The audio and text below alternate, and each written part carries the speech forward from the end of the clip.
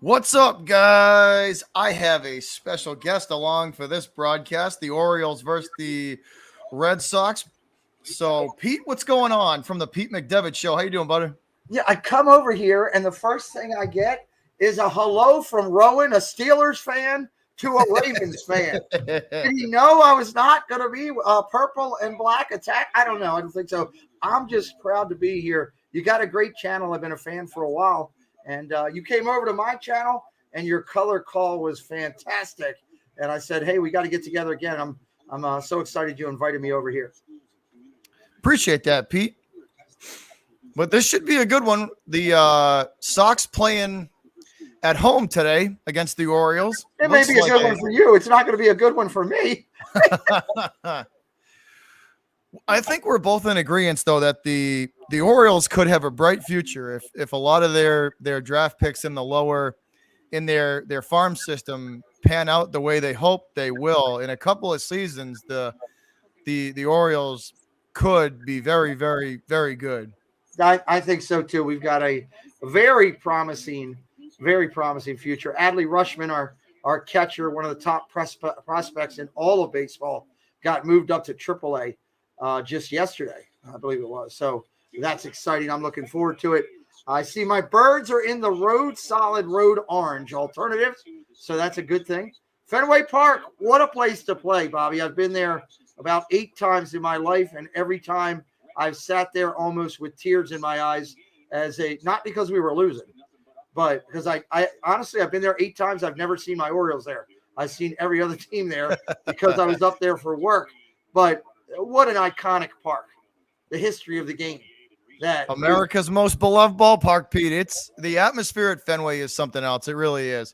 But welcome in, guys. Surf Bum in the house, Rowan in the house, Grega in the house, True Religion in the house. What's going on, man? Good to meet you. How are you? Carson in the house. Lissandro, what's up, guys? Good afternoon for baseball. Beautiful day here in Boston. There you go. I want to pull Fenway is history. Yes, it is.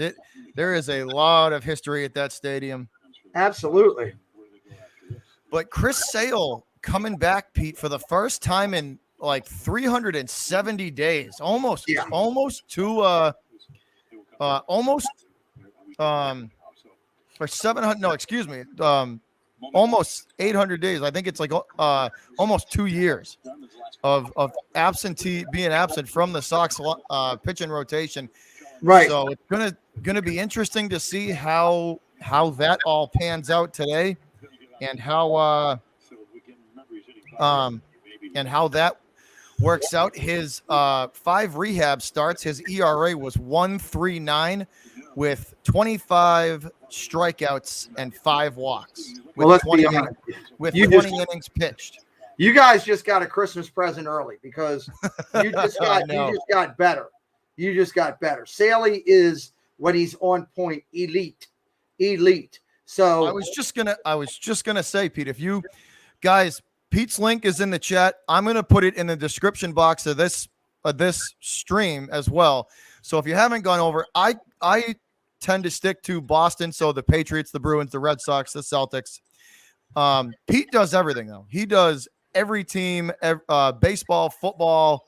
He's kind of an all-around sports channel. So fans from all over are welcome and wanted, and it's a lot of fun in that chat. It really is. So if you support me, guys, do me a favor and just Pete's link is in the chat. And if one of my moderators could just grab it and just every like 10 or 15 minutes, just throw it in the chat. So we have Pete's link in there and just go over all of sports, man.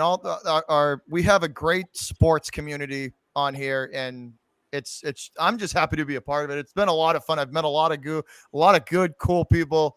It's going to be a lot of fun. It's going to be a lot of fun today. I think we're going to have a good stream, Pete. I think so too. I can't wait to see the left-hander and see how his mechanics and his poise, if it's right back to where it was. He's had some good outings in the minors doing his rehab. And again, people have said, okay, the Red Sox are taking a little bit of a tailspin. Well, this is a shot in the arm that could take a tailspin and make it a back-end wind glide to push you into the playoffs. And let's be honest, okay? All you got to do is get into the dance. You get into the dance, you got a chance. Just get that's realistically all it is for like any like sports. It's just give yourself a chance. Get into the playoffs and then the real work starts. Just give yourself a chance. Absolutely. Absolutely. We are about to get this one underway, Pete. Let's see how this goes. We are about to get underway, guys. 4:10 first pitch. The weather looking beautiful here. Mostly sunny skies. 88 degrees at opening pitch here. And we got a small amount of wind, 10 miles an hour blowing out of the stadium. So baseballs may carry today, Pete, if they are hit into the air. Well, that's a good thing. It's scary if it's carrying toward that monster. Because I've spent many a days out on that little parking lot / garage there trying to catch balls during BP. And so it's a good thing. A lot of fans. Absolutely. All right, guys, away we go. Happy Chris Sale Day. The nod and delivery up high and inside with a fastball from Sale at 95 on the radar, and that's strike one. Sale with that kind of unorthodox delivery with that.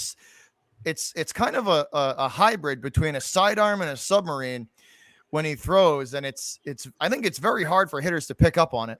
Well, that's an excellent count, Bobby. And the fact of the point of position of release for a major league hitter or any hitter is so used to a 3/4 up top. So you start adjusting. It's one thing to go all the way down and you at least know go down. When you're talking somewhere in the middle, you're guessing release point before you even start. Yeah, absolutely.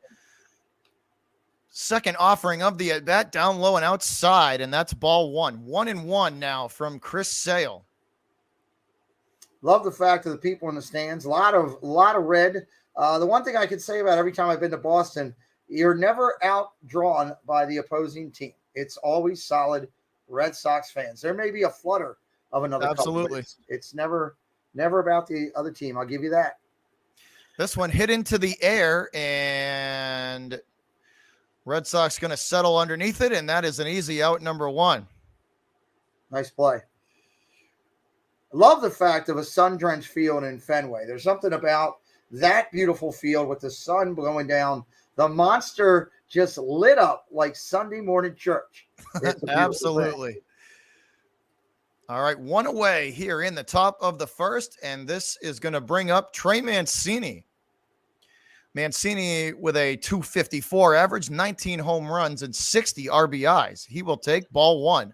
Sale going to go up and in to Mancini. Swing and a miss for strike one. 1-1. Yes, he is, Rowan. This is Chris Sale Day. Sale back on the mound and officially back with the big club. Here's the 1-1 from Sale. Nod and delivery high and outside. Mancini takes ball two. For those who don't know Mancini's story, he fought back from colon cancer, took an entire year off, had part of his colon removed, and here he is back. That's amazing. Yeah, what a story that was, huh? Fought the colon cancer, beat it, and then came back and still able to play at a high level. That really is a good story. Yeah, it's one of those heartfelts that you like to hear about. Here's the 3-1 to Mancini, inside and low, and a nice job from Trey to fight that one off and hit it foul down the third baseline.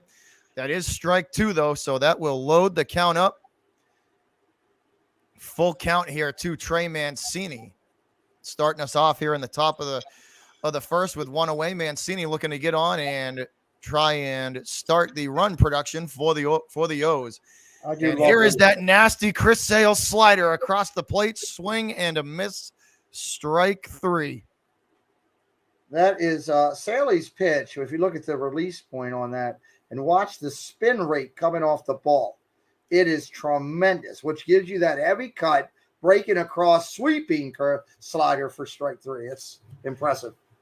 Lefties can just throw that pitch so effectively because it's hard for the hitters to just pick up on it. That good to see that nasty Chris Sale that nasty slider from Sale has not lost anything off of it. That was pretty. And there is the curveball from Sale. Speaking of off speed, swing and a miss from Severino for strike one. That one was right over the plate. That's kind of a dangerous location for that pitch. Absolutely. Producer Preston from my channel in-house with me. Bobby, you know my son Preston. Say hello. Hey, Preston, how you doing, brother? This one hit weakly to Devers. Devers the bare hand on to first, and that is out number 2 as Severino is thrown out at first, but barely. Preston, does Orioles stand a chance today in Fenway? No. What's up, though, Preston? Sorry, buddy, I had to call that hit, but what's going on, dude? What's up, man? How you doing, brother? Good. Tired. He's sore. Yeah. I can imagine. He's had I can imagine. double duty with high school soccer tryouts and a baseball tournament in the evening every day the last 3 days. So Good for him, though. Good for him, the double sport. Good for him. What's up, Ross? did you see that bare hand? That was nice, Press. Actually, you know what, Pete? They say Severino. Did Severino beat it out? Did he really? Hold Yeah, on. he did. He was Yeah, he beat it out. So that's 2 out and 1 on. So they say he beat the throw to first. So Severino going to be the first runner for the O's. And that'll bring up Anthony Santander, and he takes strike 1 from Sale. 0-1, Sale leaning in. Here we go. Quick nod, look to first, and the delivery up and in again. 94 on the radar, pretty consistent with the fastball, swing and a miss. That 4-seam fastball up and in. I really do think, Pete, that from Sale's delivery, hitters don't have a lot of time to see that pitch come in. No, that's tough. It's again release point, and you got to remember the hitters are right now in the shade, and I believe if I'm looking, Saley's still in the sun. That makes a differential point of operation too when you're in the batter's box. It's very tough to do. Absolutely. 0-2 now from Sale as Santander hits that ball foul down the third baseline. So this is a spot where no hitter likes to be at. 0-2, Sale. Yeah. The kick and delivery up and away. 96, swing and a miss, strike 3. Go sit down, son. You're out. And that'll do it for the top of the first. Chris Sale gets the standing ovation as he heads to the dugout. The Boston Red Sox faithful happy to see him back in the line in the pitching rotation. So I'm about a second and a half behind you. And it's great to listen to your call, but to also look and see some of the things you're seeing. And that was a great point about the fans and their reaction. Makes a huge difference for a player, motivation-wise, to want to do things. We saw it with Scherzer with the Dodgers, the ovation that he got when he came out after that first game. And now Staley, just after the first inning, getting a great call. Absolutely. So you're about a second behind me? Yeah, about that. It's all right. It's good. We're good. I'm your color support, brother. It's good. Not a problem. All right, cool. But this, it's going to be an instant like shot in the arm jolt of energy for this, for this club. And I think, Pete, with the struggles that they've had, they need it. They need that jolt of electricity back in them, Absolutely. I think this can be, everybody's worried about, all the Yankees this, Yankees that. No disrespect. I said that the Yankees needed to go out and get pitching, and they went and got hitting again. Yeah. Their pitching is not anywhere near Tampa Bay's, Toronto's, or now adding Saley back yours. So that's a big factor. And I think Saley can make a difference in holding runners down. If you start holding teams down instead of giving up 5 or 6 every 3 or 4 starts, you're giving up 1 or 2. It's a lot more chance to win. Yeah, no doubt. No doubt. Rob says, how about Bobby Dahlbeck yesterday? I know, huh? About time he started producing like he was. That was much needed. That was much needed. And Jose says, Vamos Red Sox. Vamos Red Sox, Jose. Vamos Red Sox. Go Boston. And then, hey, Space Mountain Dave in the house. What's up, Dave? He says, hi, everybody. What's up, Dave? Welcome to the channel. Hope your weekend's going good so far. Appreciate it. Here we go, guys. Kike Hernandez. Oops, sorry, Pete. Don't mean to talk over your brother. No, it's okay. I was just saying, I appreciate some of these friends of my channel coming over and checking out yours. I've been telling everybody about you over there, and glad to see you guys are coming over to get a chance to see what Bobby does. He does an excellent job. What a great channel name, The Sports Critic. I love that channel name already. What's up, Sports Critic? How you doing, buddy? All right, Kike Hernandez is going to start us off for the Sox, who has been excellent in that leadoff role for the Red Sox ever since they put him there. and he will take strike one. Kike rips this one through the middle. That's a seeing eye single into center. And that one just enough on it to get past the Oriole shortstop with a dive there. Nice attempt. Barely able to squeeze that one past the outstretched glove of, I believe that was Martin playing shortstop today. I don't know. We got a round robin over there at short. Usually the beer comes in and plays short usually. Lopez has been up and down for Baltimore this year. Has he? Yeah. I mean, he's got but when he's pitched well though, it seems like it's gone well for you guys. I mean, he's on or off. 5-pitch pitcher, sinker, knuckleball, curve, 4-seam, a changeup, a slider. So he does have a knuckle, right? I thought he was a knuckleball thrower, right? He does have a knuckle curve, right? is what it is. Knuckle curve. Knuckle curve. Okay. All right. Next up, Verdugo in the 2-hole for Boston, and he will take ball one. Doogie hitting 276, 11 home runs on the season. Apparently, Rowan says I'm not live. Okay. I have no idea what that means. I have no idea what that means either. All right, 1-1 from Lopez here with a runner on and no outs. Kike Hernandez on first for the Sox. 1-1 to Verdugo, no outs. Lopez shakes the first sign off, gives the nod. Here we go. 1-1 kick and delivery. That looked like a slider down low and inside, and that's going to be taken for ball two. Nice bite on that pitch at the end, though. Right before the plate fell off the proverbial table there, Pete. Yeah.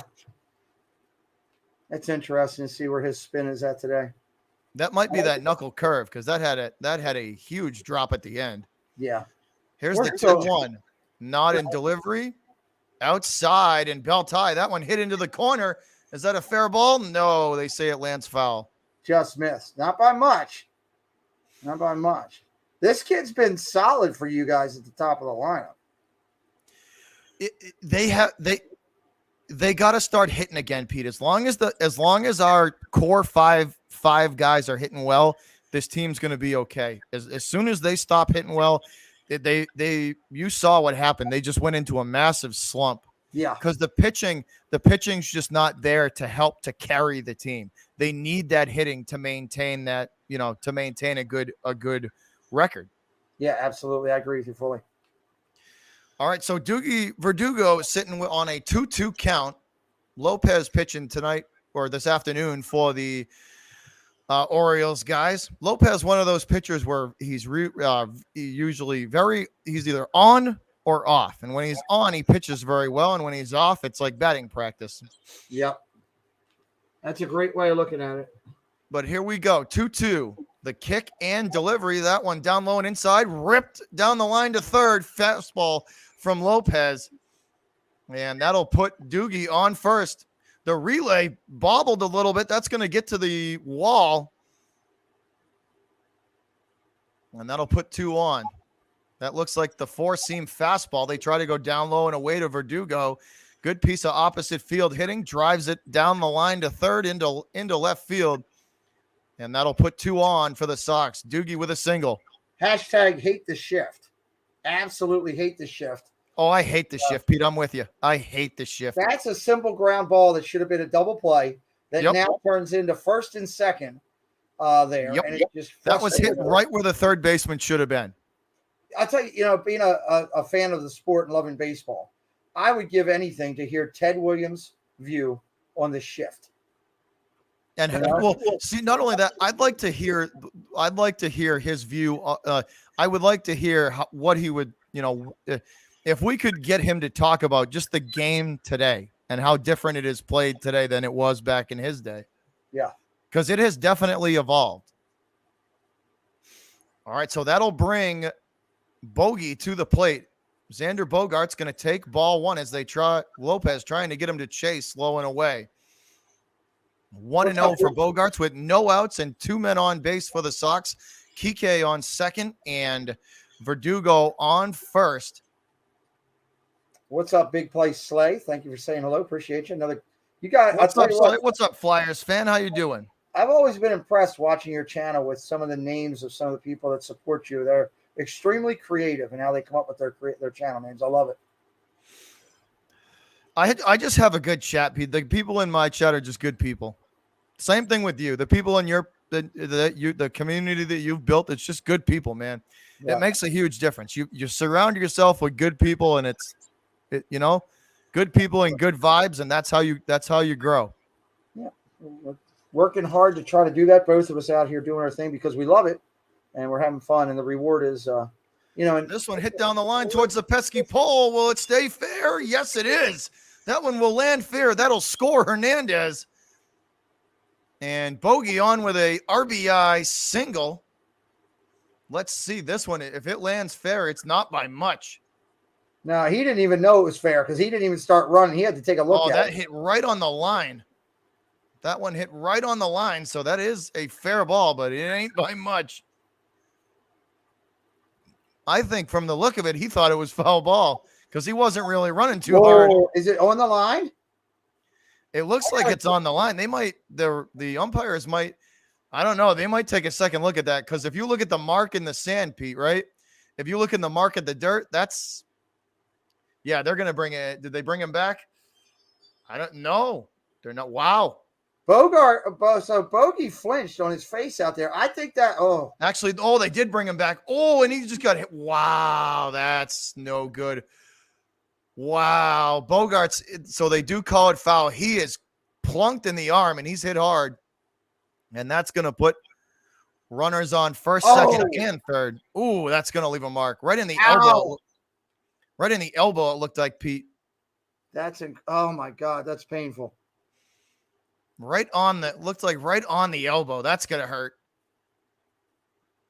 Let's see. So that's a changeup. Oh, right on the wrist. Right on the wrist bone, too. What's up, AJ? Good to see you. Cool, genuine Phil. What's up? Good to see you guys. Thank you for coming in today.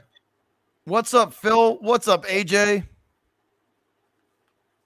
Wow. That right there. That hurts, man. An inch or so up the hand, that could have broken a wrist.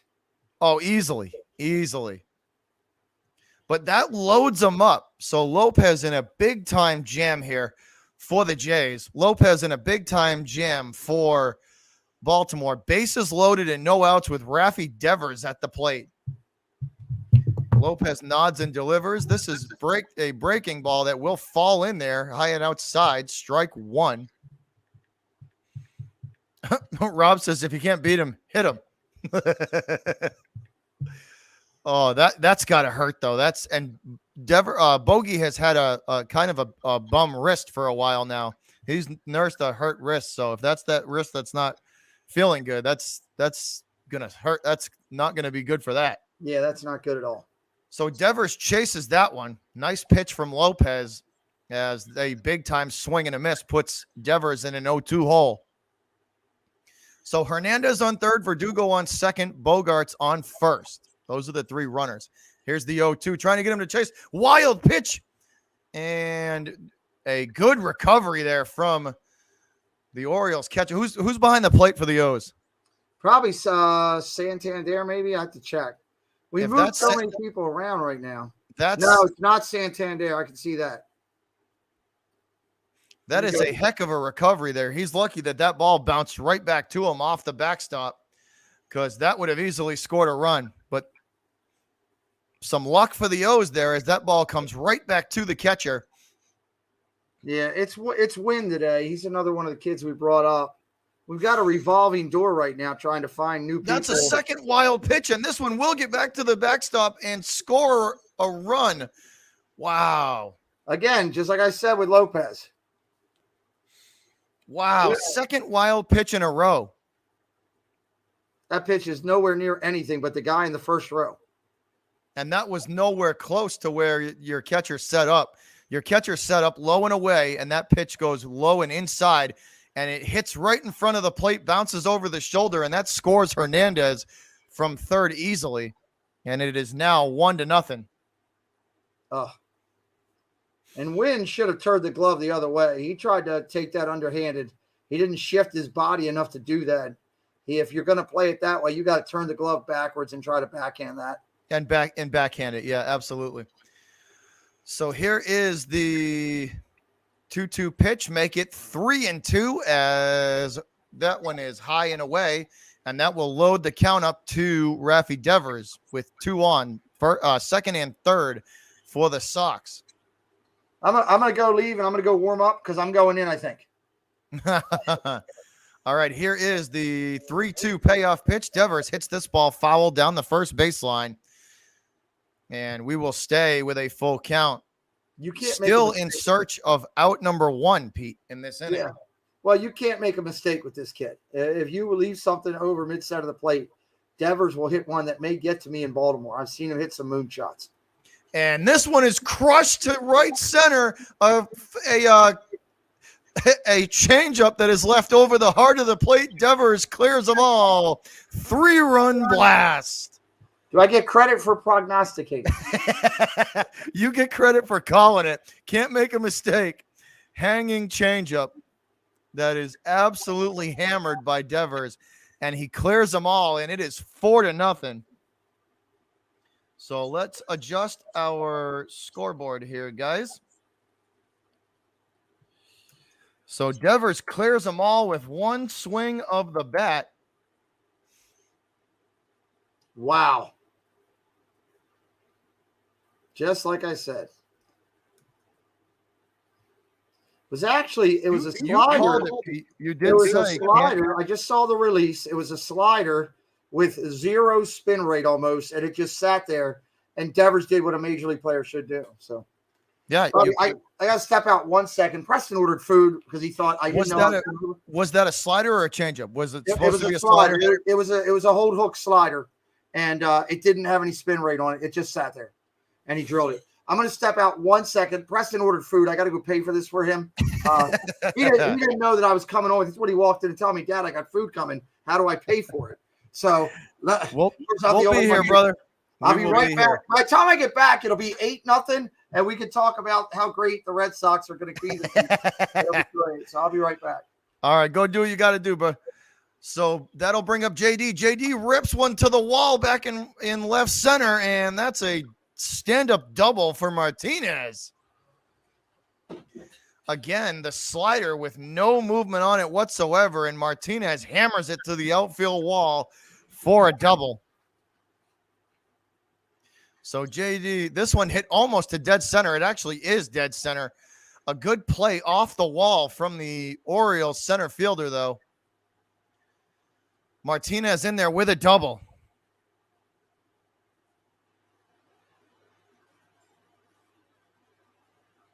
So JD rips a double.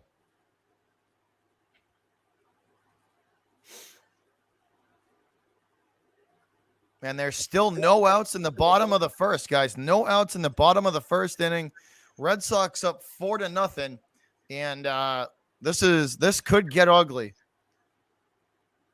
All right, the kick and delivery from Lopez. High and outside to Renfroe. Strike 1. What's up, Kyle? What's up, Kyle Smith? How you doing? Because of copyright, Kyle. Because of copyright in the United States. I don't know where you live, brother. But in the United States, if you don't own the copyright to something, you cannot show it on YouTube. And since the channel is monetized, I will be punished for that from YouTube. So I can't show, unfortunately, because of U.S. copyright laws, they're really strict about it here on YouTube. I can't show it. All right, this one ripped foul for strike 2. So 1-2 from Lopez to Hunter Renfroe.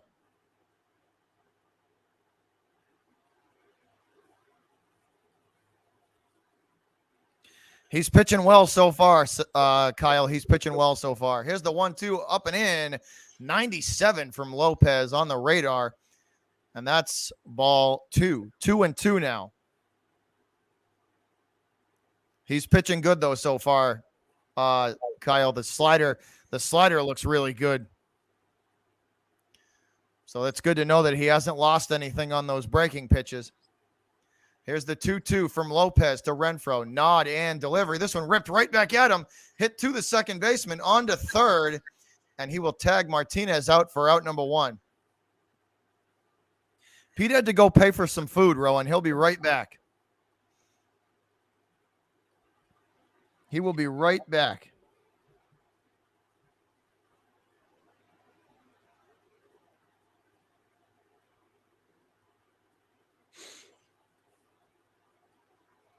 So that is 1 out.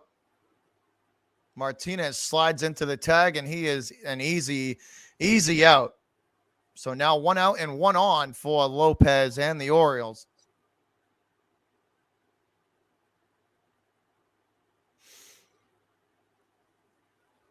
This one ripped to third, on to second, and on to first. So they get the lead runner, and Jaron Duran will be credited with a single.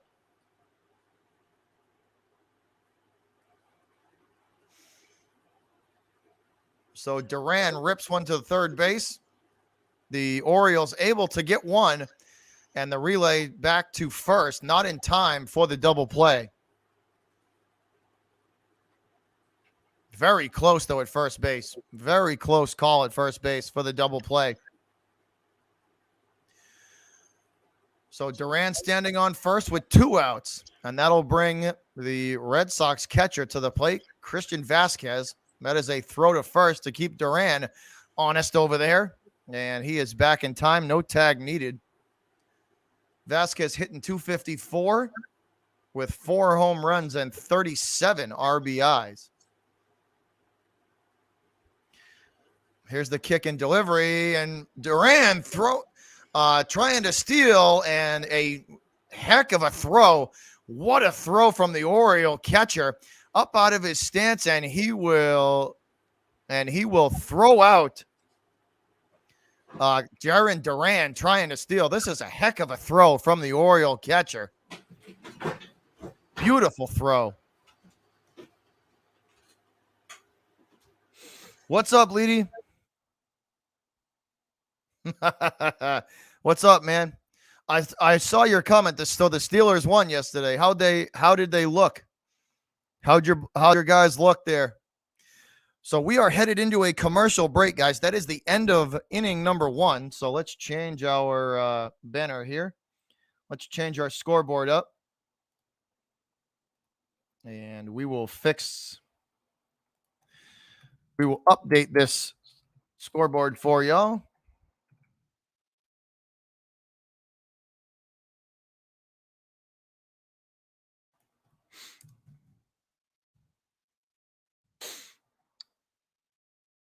Make sure that's right. Yep. All right. Back at it. Top of the second coming up after the commercial break. I'm good. All right. That's handled. It's always something. So you missed a heck of a play from your catcher, Pete. Who's ever behind the plate for from the other room. It was pretty good. So. Oh yeah, it was a beautiful play up out of his stance, and just an absolute laser beam down to second base, and Duran didn't have a chance. He was out by about 4 feet. Rowan, I went because I had to take care of something for my son. It was an absolute laser beam. It was an excellent throw up out of his stance in a heartbeat, and a rocket down to second. Perfect throw. So is Leedy not a Red Sox fan? Leedy's a Pittsburgh Steeler fan. Oh, well, he just likes to give me a hard time because I'm a Boston fan, and being a Patriot fan and him being a Steeler fan, my Patriots kind of made his life miserable for most of his fanhood. Leedy, I'm with you on that one. I feel for you, brother. I mean, for me, it was like a nightmare. I hated Tom Brady for years for what he did to my team. I literally wanted the guy hit the life lottery. He's going to be a Hall of Famer. He's a millionaire. He's got a hot wife. He's got, he can fall over out of bed and have a $20 bill fall out of his backside. And he's got more rings than any organization. Okay. And what does he do? I love Tampa Bay as well as my Ravens. And where does he go? Tampa Bay. And I had so it was the hardest thing to watch last year. When he's going to Gronkowski to win for Tampa Bay. I wanted to punch myself. Oh. All right, guys, back at it. Top of the second. Sale with a 1-0 count, make it 1-1 as he paints the high outside corner with the fastball. I have half in mind of who some of these players are. The Orioles are moving people left and right so much.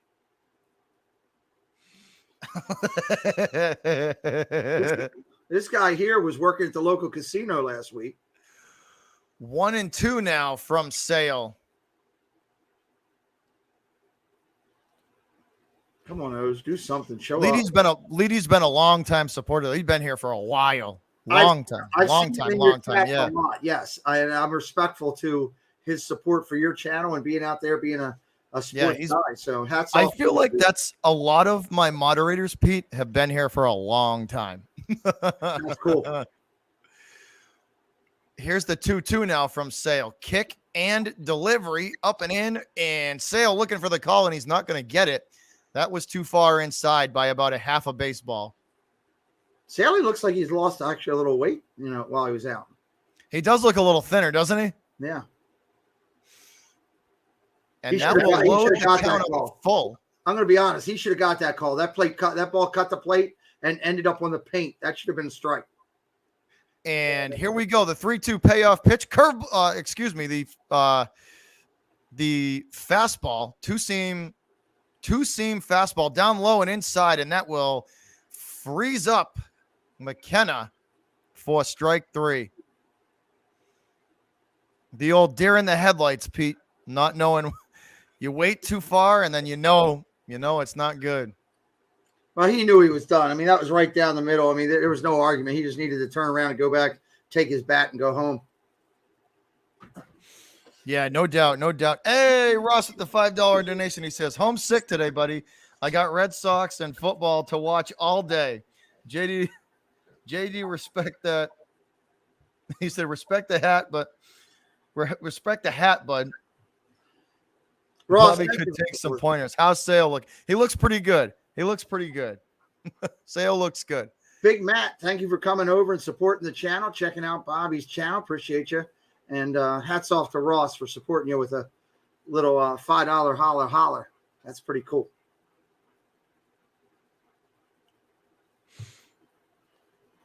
All right. So Sale back at it. Here's the 1-2. Kick and delivery high and inside. Ball 2. 2-2 from Sale. Pitch count up to 25 for the returning Chris Sale. Pitch number 26 incoming. And it is a fastball again from Sale, and that will once again load the count up full. Sale No goes walks yet today from Sale. He does get his pitch count numbers up there pretty quick usually. Here's the payoff pitch. And this one chopped right back to Sale. He will pick it up and send it over to Dahlbeck for out number 2. Nice play. Those are tough, Pete, those pitches that get chopped right in front of the plate, because sometimes you never know what they're going to do, whether they're actually going to carry momentum or whether they just stall out right there at the grass as soon as they hit it. Job. I mean, he grabbed it, did the spin move for a lefty. It's a perfect spin move, throw over to first. It was a solid play. Yeah. And again, he's on top of the hitters. He's attacking the zone.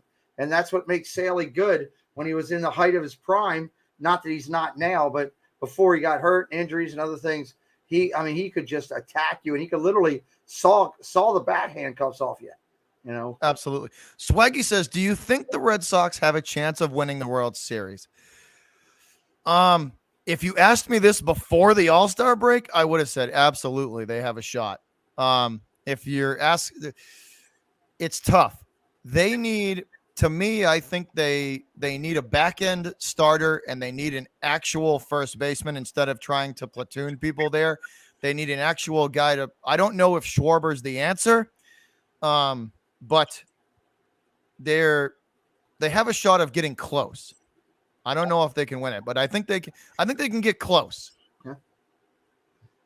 It's I think Schwarber, if you get the Schwarber that was down there in Washington that was red hot, just doing 75 to 80% of what he was doing in Washington, it's going to make an impact for your team. Absolutely. Absolutely, no doubt. But that's what I would answer that. I think it's a tall ask right now. I think there's a chance that they get close to it. I'm not 100% on them winning it, but if you're asking me if there's a chance, yeah, I'd say there's a shot. They have a shot at. A lot of it depends on the matchups too. Well, I think you're forgetting the one thing that your team needs is still there. They just got to find it. Here's a pitch. Well, momentum.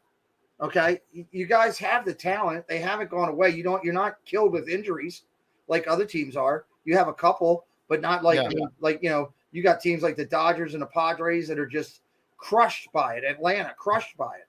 So I think you get momentum going. Your fan base is there. Yeah. I think you're a dangerous team. Do I think you have enough to win the World Series? I think to Bobby's point, you may be a back end 1-9 pitcher away from having enough to do that. When you look at going against teams like the Dodgers or the Giants that have that deep end pitching that you could face in a series, it's tough. Yeah. That's the only thing I think that's going to hinder them. As Chris Sale gets out of the inning again, and he will induce the ground ball, and that's thrown over to first. So that'll do it for the top of the second. But yeah, I think if they have to face teams like the Padres, the Dodgers, the Giants coming out, even in our conference there, the Astros, that's going to be tough for them to get by them. It's you know what I mean? That's a tall.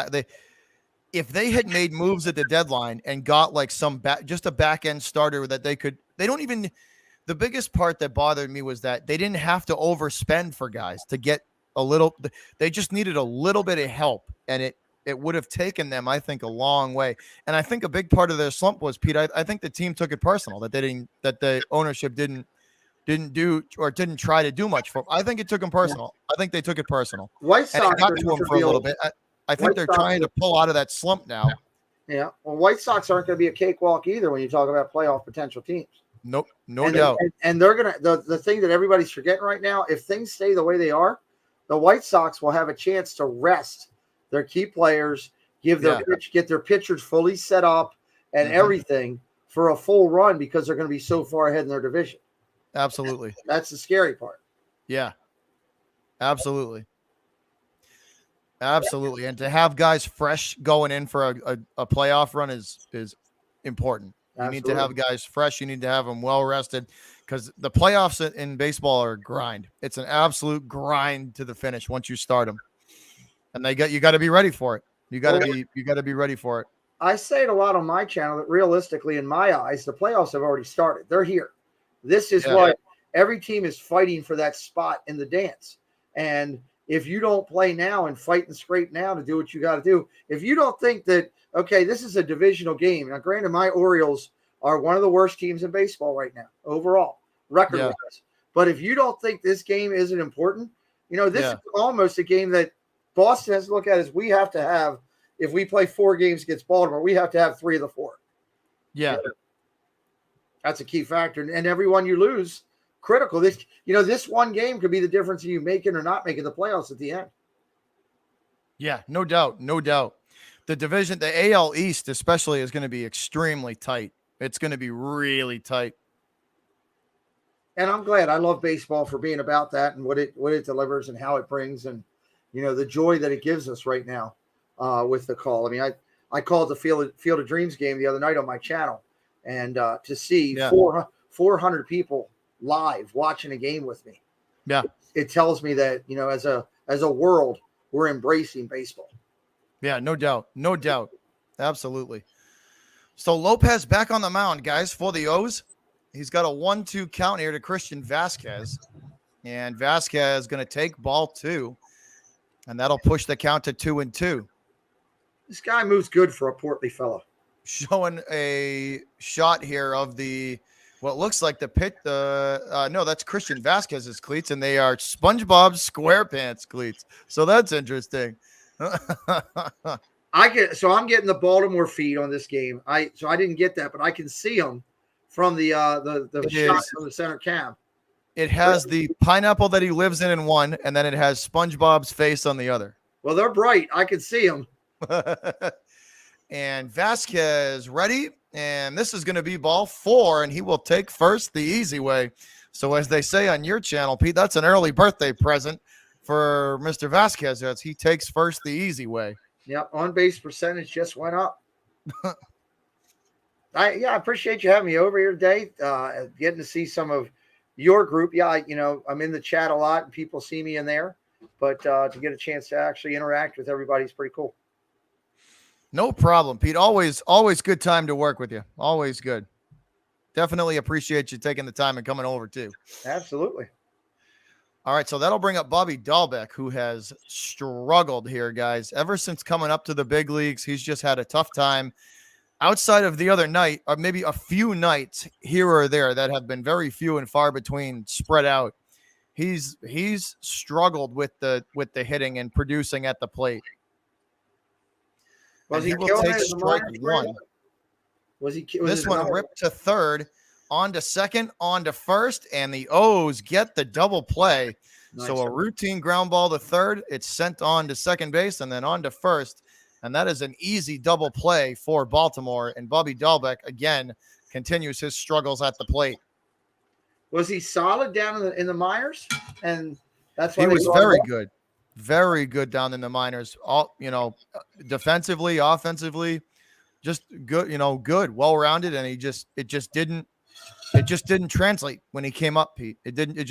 He's really struggling just seeing the baseball and just making any kind of contact. It's been tough. It's been tough to watch. Here's what I tell fans on stuff like that. And I mean, I know it's a tough comparison, but Mickey Mantle, maybe the greatest switch hitter to ever play the game. Yeah. When he first came up, struggled so bad that he got sent back down to Oklahoma. Yeah. For a stint. So it ain't like somebody can't figure it out. That's my point. Oh, yeah, no doubt. No doubt. Logan says, I know it's early. How's Sale looking? He's looking pretty good.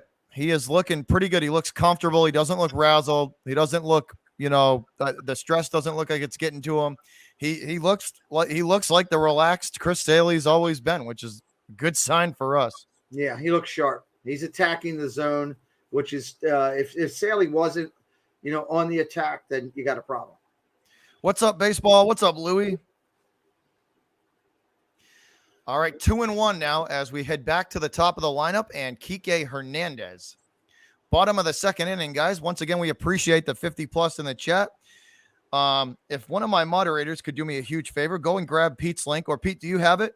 Yeah, I'm sure I do. Preston came in here and put it in here when he was standing here. My producer's always trying to do something. Yeah. All right. So if one of you guys could drop that in the chat, Pete, you can drop it in there Yeah, too. But Pete's link is going to be in the chat. Oh, guys, this one hit down the line. Kike. Is it fair? Yeah. Hernandez. This is once again a slider with no movement on it. And it's ripped to the opposite field down the line to third, right down the line. And that is absolutely a fair ball. And Kike with a stand-up double again. Man, so please, if you support me, guys, go and support Pete. I tend to stick to all Boston stuff. So the Red Sox, the Bruins, the Patriots, the Celtics. My guy over here does everything now. He does all different teams, all different sports. And his setup is legit. If you haven't seen a Pete McDevitt show live stream when it comes to the sporting events, go and check that out because it is legit. Thank you. And all of the support is much, much appreciated because the sporting community is a great community, guys. Anybody in it, you can pretty much count on. It's going to be a good one to support. Appreciate you. Yeah, it's been a fun run, and we're doing Little League baseball, we're doing football, we're doing college and pro, all the way through. I've already got I got the first weekend of college, man. Bobby, it's sick. There's a pickoff play, almost got him at seconds, and then he throws it in the outfield. Why not? That's Baltimore baseball right now, ladies and gentlemen. Hope you're enjoying your Red Sox just beating the snot out of my Orioles. This was a bad pickoff play. That's a bad throw from Lopez. Where's he throwing that to? He's supposed to be throwing it to the back. That's on him. That's on him. That was in no way, shape, or form the second baseman's fault. That's on Lopez for a bad throw. Yeah, it's 6 feet away from the back. It's horrible. So college football first weekend, Bobby. I got some good ones going. Florida State playing Notre Dame that weekend. That's a good game. Yeah, that's going to be a good game. Georgia, That's gonna be a good Georgia game. and Florida are playing first weekend. Yeah, there's a lot of good games on the opening weekend for college. I'm excited about college football starting back at the end of the month. That's going to be great. Do you do much with the So college when you're Lopez here, guys, going to be. He's got Kike on second, so a runner in scoring position already for the Sox, and a 1-2 count to Verdugo. Bogey sitting on deck here. Bogart's on deck for the Sox if he gets his chance here. If Verdugo can reach, we will see Bogarts. So with Verdugo, what I've seen is outside part of the plate, anywhere belt up, he's got a hole. He's got a hole in his swing. You miss inside, he will hammer you like Thor. He tends to chase a lot of dirt pitches when you know what I mean? A lot of pitches down low, I think is kind of a weakness for him because he'll chase those sliders across the plate that are low, that are below the kneecap. He'll chase those. He's been known to do that. Here's the 1-2 though. Lopez with an upper hand. Here we go. 2 outs with a chance to get out of the second inning. Here's the kick and delivery. Doogie hits this one down the line to third again, and this is into left field, taken by the left fielder and relayed back in. Hernandez will score, and Verdugo stays put on first. That's an RBI single, and run number 5 crosses the plate for the Red Sox.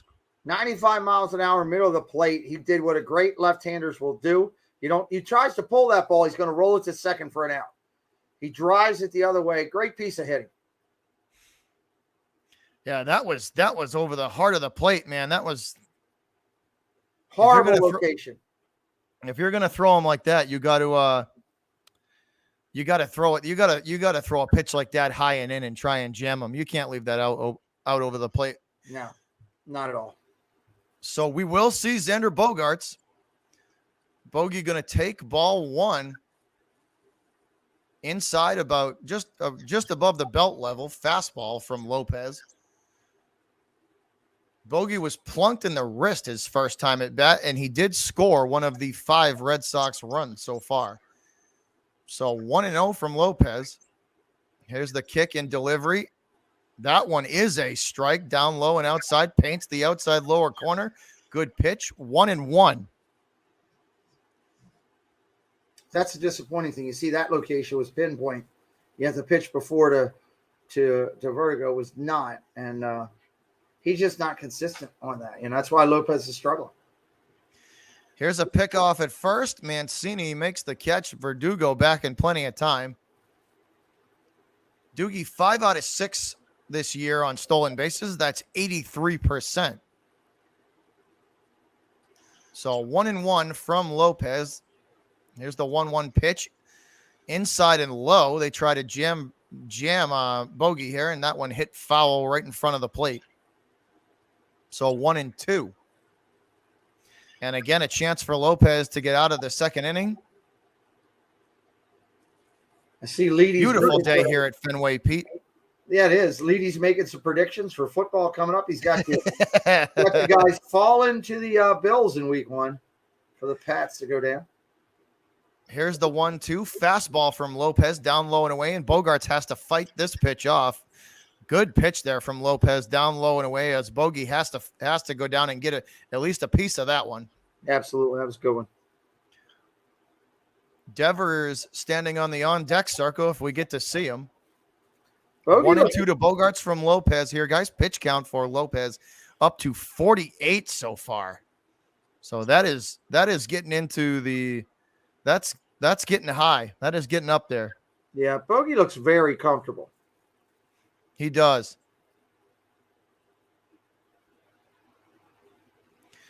So once again, the 1-2 from Lopez to Bogaerts. Here's the 1-2 pitch. High and over the heart of the plate. Bogey rips this one to center, back to the wall. And this is bouncing around, picked up by the center fielder, relayed back in. That will score another Red Sox run. Doogie scores for run number 6. Verdugo crosses the plate, and Bogey clears the bases. And that's a stand-up double and an RBI. And it's 6-0. That ball shot up the alley fast.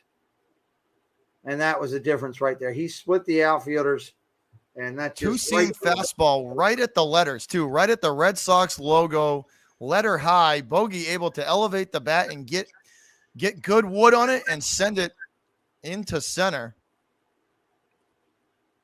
He actually stood there and admired it for a minute, but not as a cocky type of thing. It was just one of those things where he got such good wood. It looked like perfect good wood on it that I think it's one right of on the things, heart, right on the meat of the bat too. Yeah. Right on the meat of the bat, able to elevate it and get it.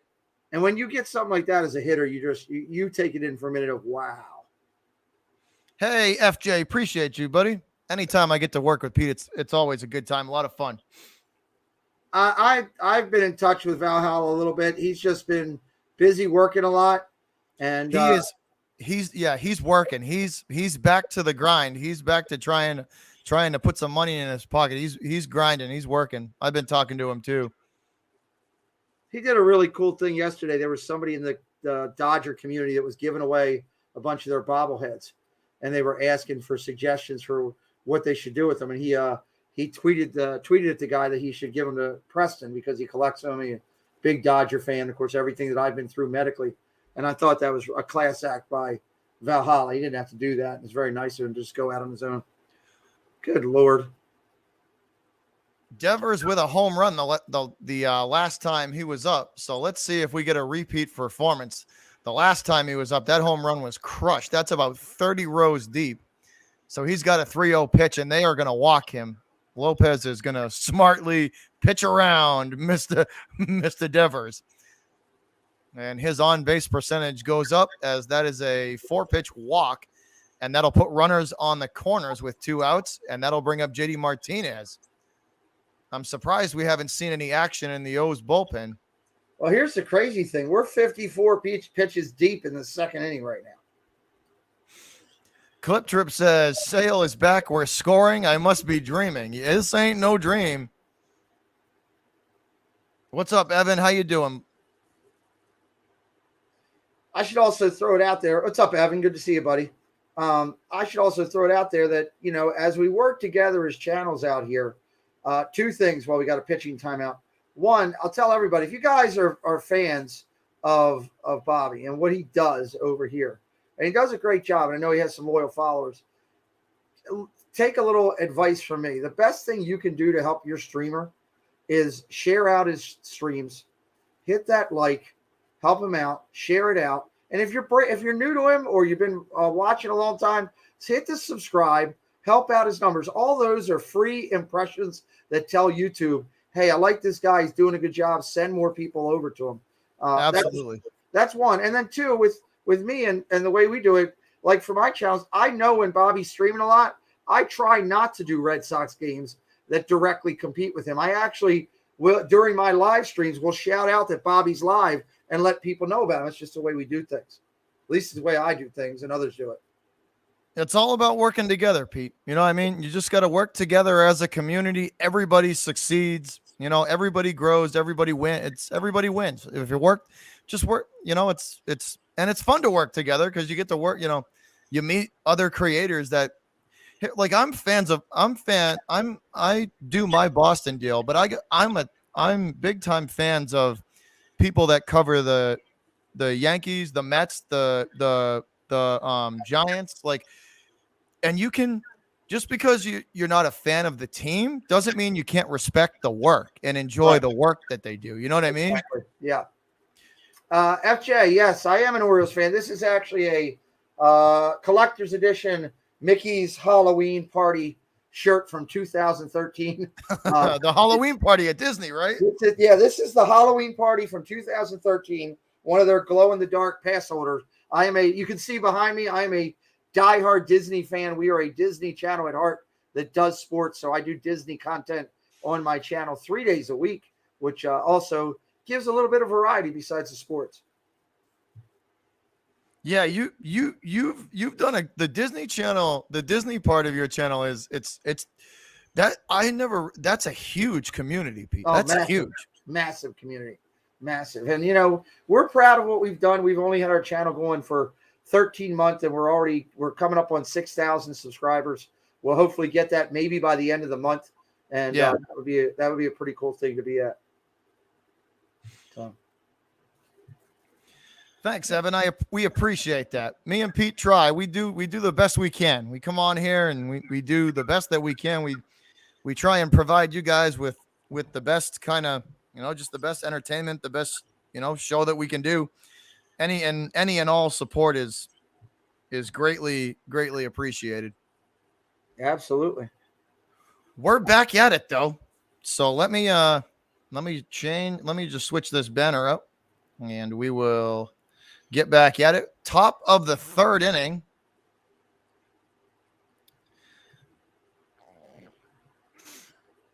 Who's coming up for the O's? Top of the third. Sale back on the mound. So I don't know a lot about this kid, Martin. He's a shortstop. They brought him up from the minors. We've had injuries after injuries to play shortstop. So. All right. Top of the third. Red Sox leading. I have to change that too. Yeah. For all I know, this could be Ricky Martin or Dean Martin. I'm not sure. All right. So Martin at the plate for the Orioles, a 1-1 count. Red Sox leading 6-0 as we start us off here in the top of three. Sale leans in. Here's the 1-1 delivery. That is a fastball just underneath the letters, and that's going to go off of Martin's bat for strike two. So the check swing strike from Martin, and that'll push the count to 1-2. Yep. FJ, there's a lot of Disney collectibles behind me. There's also a lot of sports collectibles. Yes, a little bit of everything here in my studio. And Greg and John know 24-hour stream, it's not worth it in the big picture. I would rather do a quality stream for the timing that it is. Make sure it's really good and let people rewatch it, hit a replay, then do a 24-hour, make it, crap.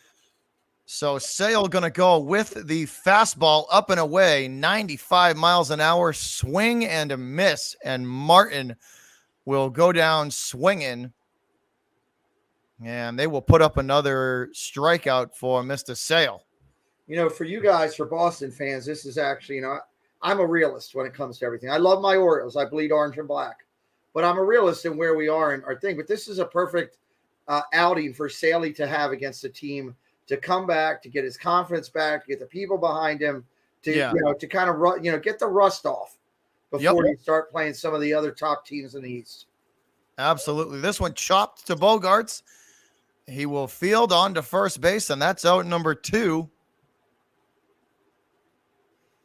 That was pitch number 40 for Chris Sale. Sale looks good, though, Pete. The delivery, nothing's changed. The delivery's the same. They have the same bite. The slider and the slider has the same bite. The curveball has the same bite. Everything looks good. It looks normal. His fastball, 95, 96 when he really wants to rear back and throw it. So that's always a plus. That was a change up there for strike one. Nice pitch. Yeah, he looks good. Austin Hayes for the O's stepping to the plate. He popped out in the first inning, an average of 241 and 12 home runs for Hayes. This guy frustrates me. There's days where he looks like, he's the second coming of a Jim Rice. He'll look that good. And then there's other days where he'll look like he's Minute Rice, and he's horrible. And it's just so frustrating as a fan not knowing what this kid is actually going to do. Up and down, up and down, up and down all the time. Yeah, I hear you. Sale quickly with an 0-2 count on Hayes, and they will try and get him to chase the curveball down out of the strike zone, and Hayes very wisely leaves that one alone. So to answer Logan, that's a great point, but I would say this. I would say if the Red Sox are smart, if they're up 6, 7, 8-0 here by the time they get to the 5th, I would rest him. I would take him out. You pull him out. You let him get the win. He got his work in, and you let your bullpen finish it out. I'm with you. Sorry, I didn't mean to interrupt you. I'm with you. If his pitch count gets to about 75 or 80, and we're up like 8-1, 7-1. Like, yeah, it's time to just, and it's the fourth, and it's like the fifth inning. Yeah, let him get the dub. This one a wild pitch, and that's ball one. Yeah, no, I'm all about not pushing him right now if you don't need to in his first day back. Yeah. Because he's the guy that we're going to need to make that World Series run. Ooh, that was inside and tight.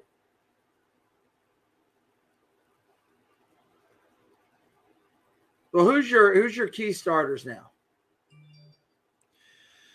What was that, Pete? What is your starting four right now? For Does Saley jump become your number one now? Is he your number one ace coming back? Yeah, Sale will absolutely get a number one. Yeah, the back end is what worries me, Pete. This one hit high and deep to left. If it's fair, it's gone. And it is out of here. That is a monster shot. And that one hits the light post in left. And that's a home run. Make it 6-1. That ball is crushed by Austin Hayes. There's your Jim Rice swing that I said. I watched Rice do that for many years against the Orioles. A huge fan of Rice.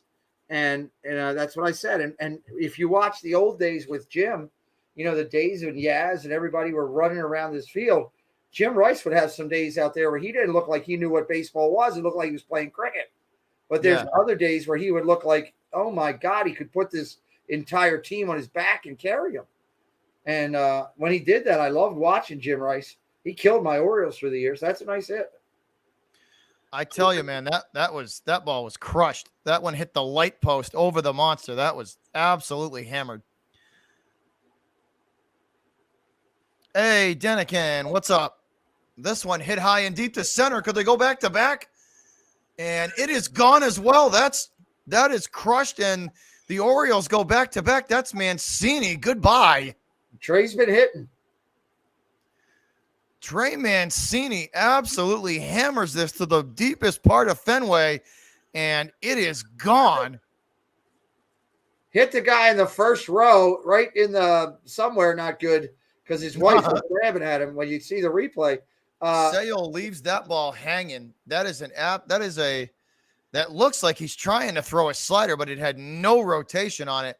That's hit into the deepest part of the ballpark, dead center, and it is absolutely crushed by Mancini. And it's now 6-2. And let's fix this scoreboard. 405 feet away, exit velocity 102. And again, you can't leave any pitch. Oh, that ball knocked that guy down. He tried to catch it. Insult to injury. He loses the ball. He takes one in the chest, and he gets knocked down. It's a trifecta. Mancini, good job. So the Orioles go back to back in two pieces of good hitting. And here we go. Sale nods and delivers. This one a hit foul by Severino. And he will be in a 1-2 situation here. 1-for-1, a single the first time he was up. So Sale proving that he is human. Curveball again, down low, and that one hit foul, and we will stay with a 1-2. Tell you that question about the Cy Young. I mean, the two players that had it wrapped up before things happened to me were Bauer, and then stupidity happened. He was on track. He was phenomenal. And then, unfortunately, DeGrom got hurt. So now Cy Young's kind of open up. It's out there. What do I think? That's funny. With the 1-2 count. Sorry, Pete, didn't mean to interrupt you. No, Sale with the 1-2 count, up and in, and that's hit foul, and we will stay with the 1-2. Hey, Missy. I started laughing because Eric asked me a question. I want to make you miss a call. I'd like to answer Eric's question, though. Eric says, what do you think of Chris Davis news? Let me just give you a little answer there of what I think of Chris Davis news, if I can. I can't make it work. Why is that not working? There's a party going on right here. Oh, there you go, Pete. I am so glad to see. Oh, Ross, thank you for supporting. So, and that is a swing and a miss, I think, for a strikeout. I didn't get to see it. was too quick on the TV. But Yeah, that'll do it for the top of the third. Yeah, he And looked. Ross with a donation. Appreciate you, buddy. He says, can Garrett Richards actually be a solid receiver? Ross, I think they should give Garrett Richards back to whatever 7-Eleven they yanked him out of behind the stadium. Yeah, That's my answer for that. You go watch it. He is that is a perfect Joe Dirt stand-in. Oh gosh, The Joe Dirt stand-in, the Joe Dirt stunt double. No. what a great movie. You can't. I mean, you can't. You got to take these playoff games. I did one earlier today as I was setting up. You were over there for a little bit, and people were talking about, oh, this receiver's incredible. This guy's incredible. No, you can't judge that right now. You can't judge because a guy puts up 50, 80 yards in a preseason game when they're playing against 4 guys that are going to be bagging groceries next week. You know, you got to take your time. Look at the route running. Look at the execution. Look at their work process. Try to see how they're going to fit in with who's going to be your quarterback up here in this area. Is, Jones, down there in New York is right. You got a lot of younger quarterbacks working. Is your guy ready to take over? You drafted him number 15. Is Cam your guy? I don't know. I always tend to look at preseason as it's the depth position battles. It's not for the starters. It's for the depth. It's for the depth guys. It's really for the bubble roster guys. That's their chance to show Belichick, or it doesn't matter what your team. That's their chance to show the head coach, I deserve a spot on this team. It's preseason is for the. I agree with you 100%. What is your opinion on the quarterback situation, though? They're going to start Mac. They'll start Cam Newton, and if he's got to fall flat on his face for Mac Jones has to take the starting role from Cam Newton. Okay. That's the only way he's going to lose it. That's my take on that. Jones has to take it from Cam. Well, you've got one of the greatest coaches ever to be in the National Football League, and the one thing I'll say about him is he ain't afraid to make a decision. He did it with Brady.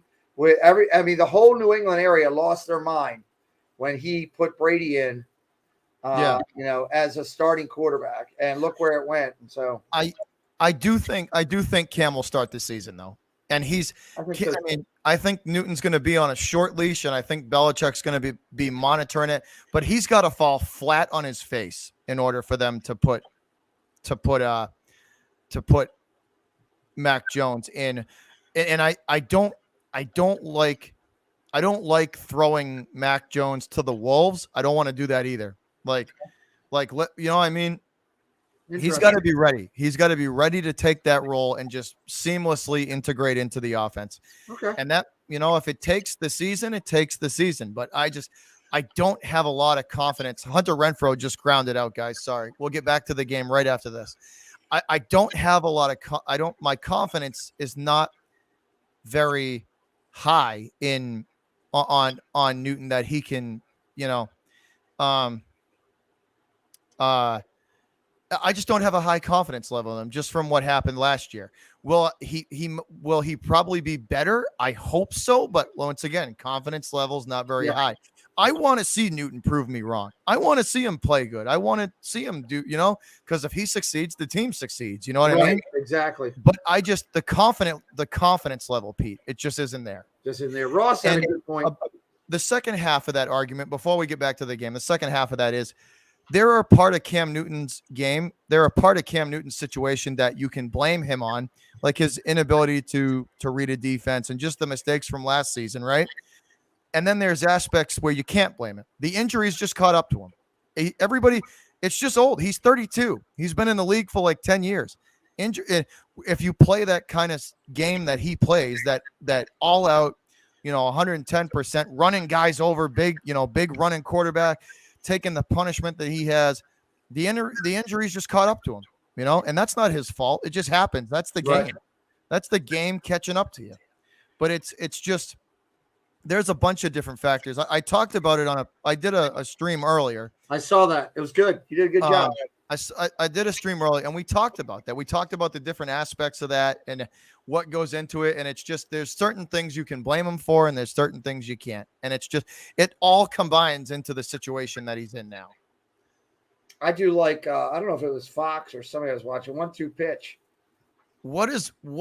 And so this is, Duran does this too. So Duran just struck out, guys. Jaron Duran just struck out Lopez with a beautiful, pitch just above the letters, a fastball, and it gets Duran to chase. And speaking of chasing, 2 outs here, guys. Bottom of the third, Christian Vasquez at the plate, and that's another nasty pitch from Lopez down and away, and a big-time swing and a miss for strike 1 to Vasquez. Here's the 0-1. Lopez again, same pitch, same location.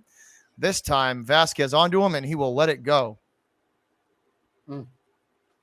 Interesting.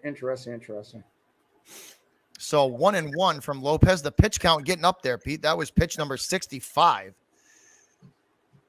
Again, I don't know what I'm getting pitch to pitch from Lopez. I don't know if I'm getting, a pitch from Don Drysdale or a pitch from Don Rickles. It's crazy. Yeah, no doubt.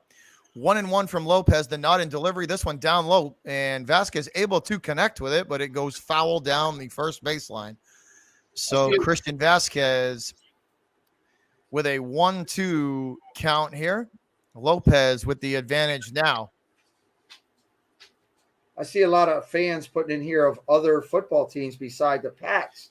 And we got a good mix on the channel, Pete. If it's funny though, because their team for one sport, like if you're some of them are Red Sox fans and then they have a completely different football team. Some of them are Celtic fans and they have a completely different baseball team. But at least one aspect of their life involves a Boston team. Yeah. That's what I like about doing the other games. You get to see the other teams, meet a lot of other people.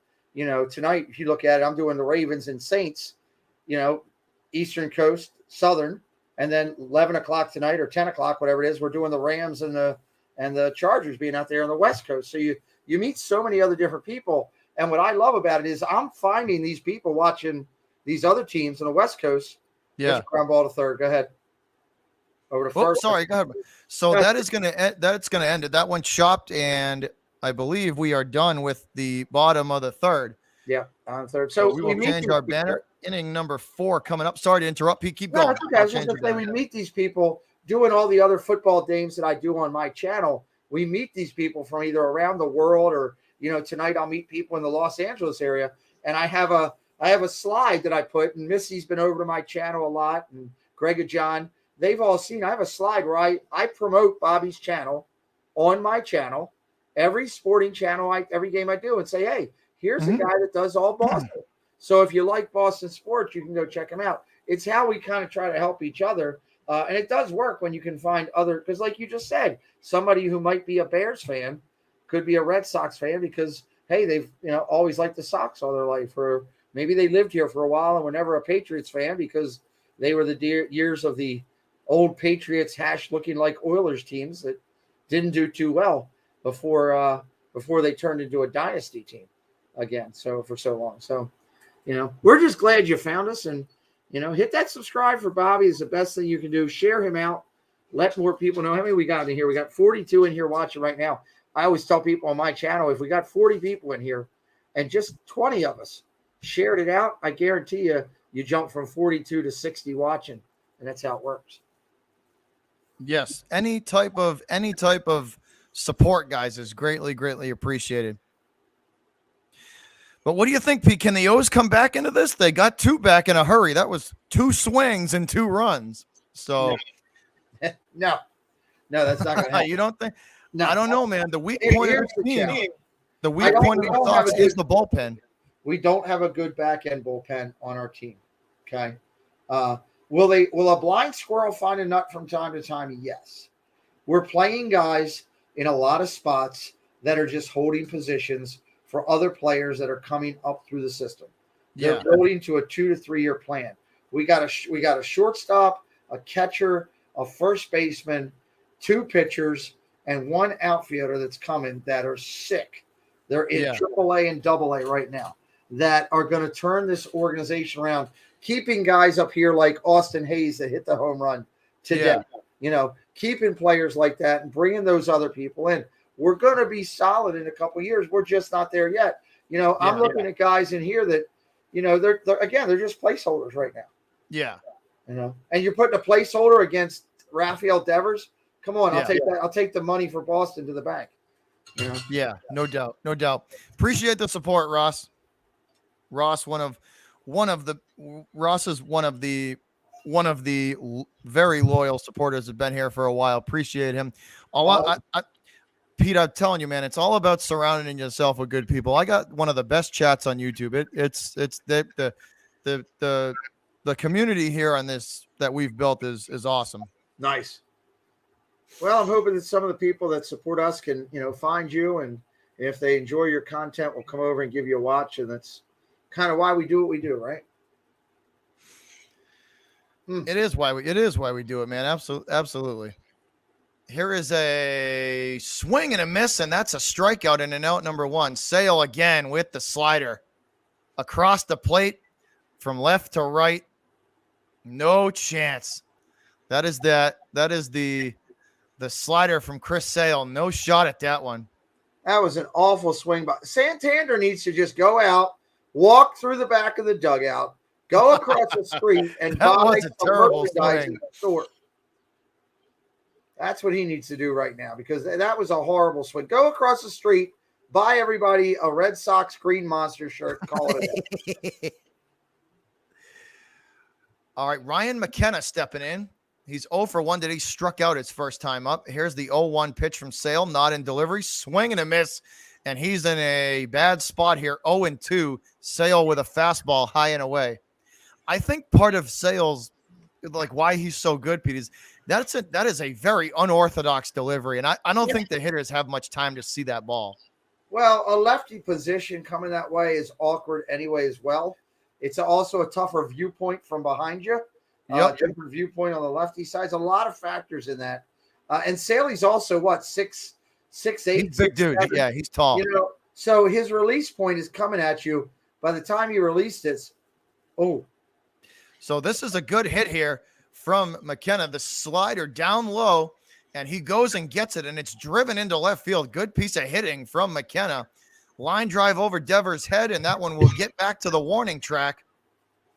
Nice piece of hitting there from the Orioles. And McKenna he is digging for 2, and he will get there standing up.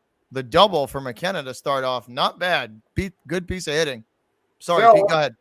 I'm not arguing with you, Phil. I think that right now those are the powerhouse teams. I'm telling you, I know we've spent the last couple of years rebuilding our farm system. It's ranked as one of the top in MLB in the farm system.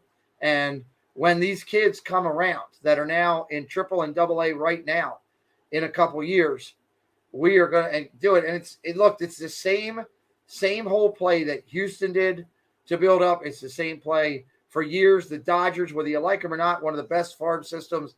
They just they keep developing great people. It's no different than, people talk about the Steelers and why they're always so competitive in the NFL. They keep finding kids and building up their lower end farm. And that's what it is. And the Red Sox have done that for years as well. Yeah, built the farm system up too. That way you consistently have talent coming through. Yeah. That's why a lot of people were having a fit when they got rid of Mookie Betts. I get it.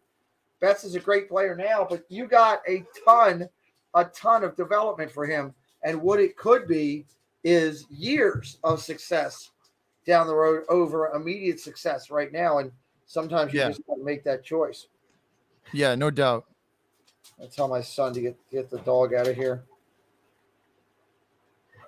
All right, 1-1 from Sale. Pitch count for Chris Sale up to 65 at the moment. Pitch number 66 incoming.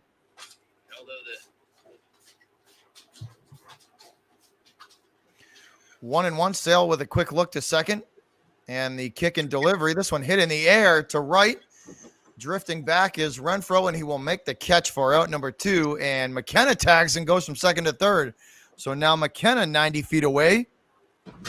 So smart situational play from McKenna, tagging up and moving the runner along. Yeah, the Orioles looking to cut this lead in half now. Renfroe knew he didn't even have a play. He just got it in quickly. So smart situational baseball from the O's as McKenna tags up, and he will go to third. So 90 feet away, and McKenna will, if he crosses the plate, would cut this lead in half for Boston. Mateo steps to the plate, 210 average for the young man. And here is the kick and delivery from Sale, up and in on the corner, and he's not going to get the call there. 1-0. Close pitch there. All right, 1-0 to Mateo. Sale right after it, the 1-0 pitch. Fastball down low and away, hit foul, make it 1-1 now. Saley's got such good movement. 1-1 from Sale. Top of the fourth inning, guys. Red Sox leading 6-2. The 2 runs coming from 2 solo home runs for the Orioles. Sale nods and delivers the 1-1. Down low at the knees, right over the heart of the plate.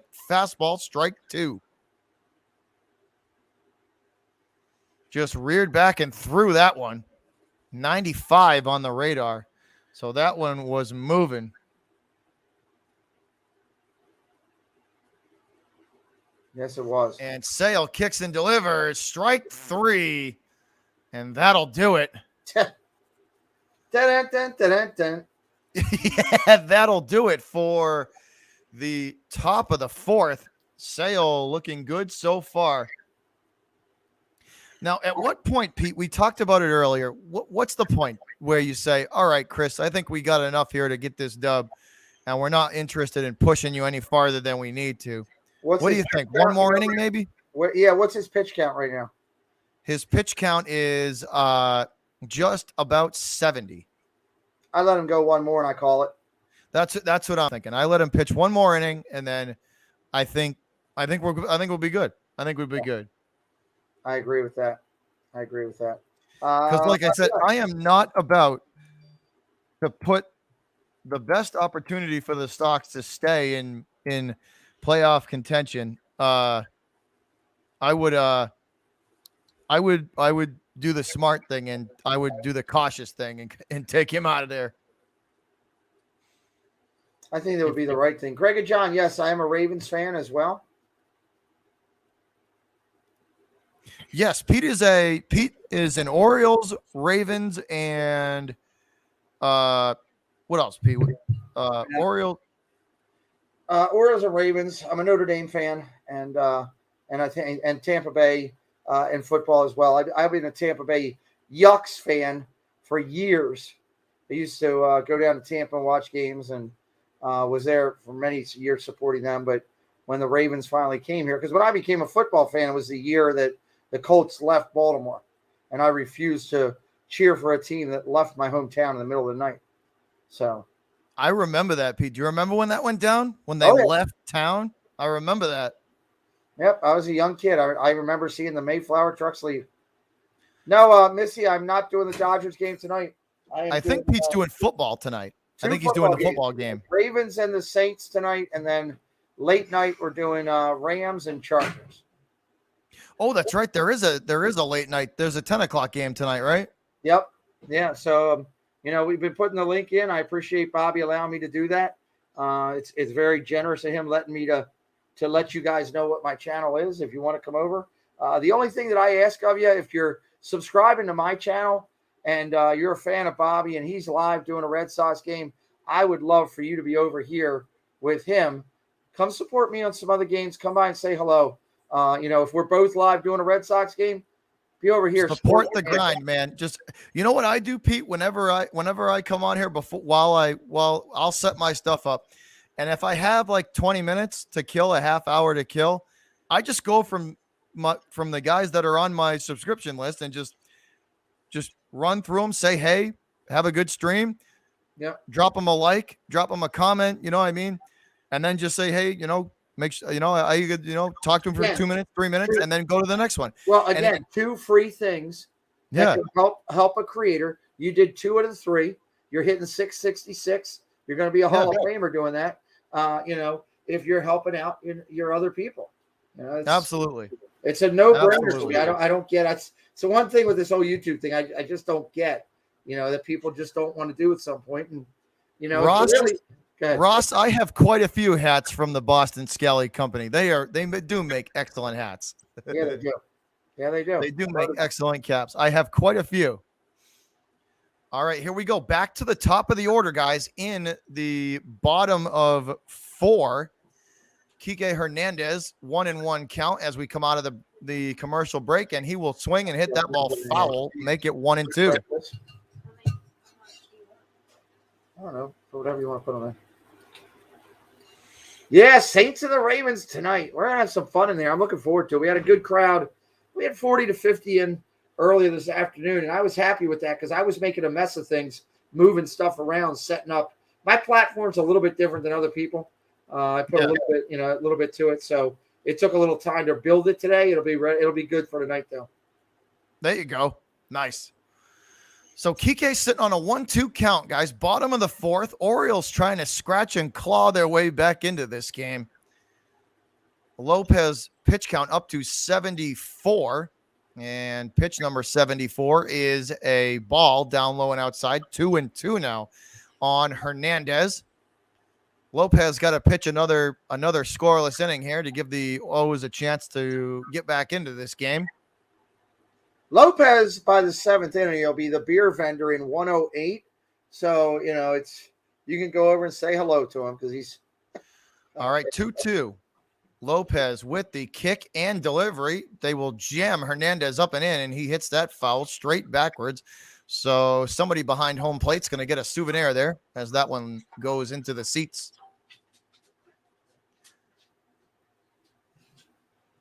Actually, into the suite level. Well, you paid good money to get in there. So nice catch there from one of the Red Sox personnel up in the suites. Here's the 2-2 kick and delivery right after Hernandez, and he hits him in the hand. Kike hit in the wrist, and he is down. Here we go. We're going to come and check on him. That one hit Kike right in the wrist as Lopez tries to jam him. Lopez class act right up to him though to check on him. So that was that's a show of sportsmanship there. Lopez right up after him to check on him. Kike grabbing the wrist. Let's see. The trainer's looking at him now. Seems to be okay. Same thing that happened to Bogey though. Right up and in, right on the wrist. Yeah, right on the wrist. Ooh. Same location, right on that wrist bone area. Hey, appreciate that, Big Matt. Big Matt with the $5 dono in the chat. Dono hype. Appreciate that, man. He says, Bobby, it's always great to meet another quality creator. I'll definitely be back. Appreciate you, Matt. Thank you, Matt. Thanks for the donation, buddy. Matt's that's a show of sportsmanship there, though. Lopez over to check on Kike to make sure he's cool. Well, see, and here's what you got with that. What you see is a lot of these players that play in the different leagues, the Hispanic leagues, some of the summer leagues and stuff like that. They get to know each other. They truly are friends, and you don't want to hit your friend. And that's kind of what happened there with Lopez, and he's trying to do the right thing. So I respect that. And just to what was going on in the chat for a minute, what Missy was referring to is, I'm just honest with people. I've been around the military for 20 years. I do my channel with my son, who you saw just walk out of here. And on my channel, I don't allow people to, as I say, act stupid. Okay. Because to me, teaching my son, I'd be acting stupid as a person, allowing people to drop the F-bomb and tell people to do this, do that on my channel while I do it with my son. So that's why I don't allow it. Look, I'm the first to tell you, I drop many F-bombs during the day just when people aren't around. Oh, I'm sure. Yeah. So we need your keep the change, you filthy animal. So when my peeps go over there, act like you walking into a church. It's not that bad. We let people have a lot of fun. I don't allow simple things. No racism, no attacking other people, no F-bombs, no slurs. But Pete, your channel's still a lot of fun though. Yeah. It is. It's still a lot of fun. Yep. Yes, FJ, that was my son that just went by here. He's still a diehard Orioles fan and a Dodgers fan. All right, 1-1, and Preston, making a cameo. He's dropping me. Verdugo hits this one in the air to center, and that will fall in front of McKenna. And he's on with a single, and that will put 2 runners on. Doogie on first and Kike on second. That's the changeup from Lopez down low. And again, that is Verdugo with a good piece of hitting there to go right down after it, extend the bat, and go and get it. Yeah, that was a nice piece of hitting right there. Kike's loving it. I'm laughing because they're showing all these things for Orioles season ticket plan. I'm thinking we can't get anybody.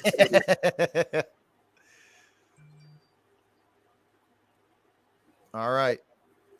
Bogart's at the plate for the Sox with 1 out and 2 on. Bogey going to take strike 1 right over the heart of the plate, the fastball from Lopez. Nice pitch. And that was pitch number 80 for Lopez. Yeah. For strike 1.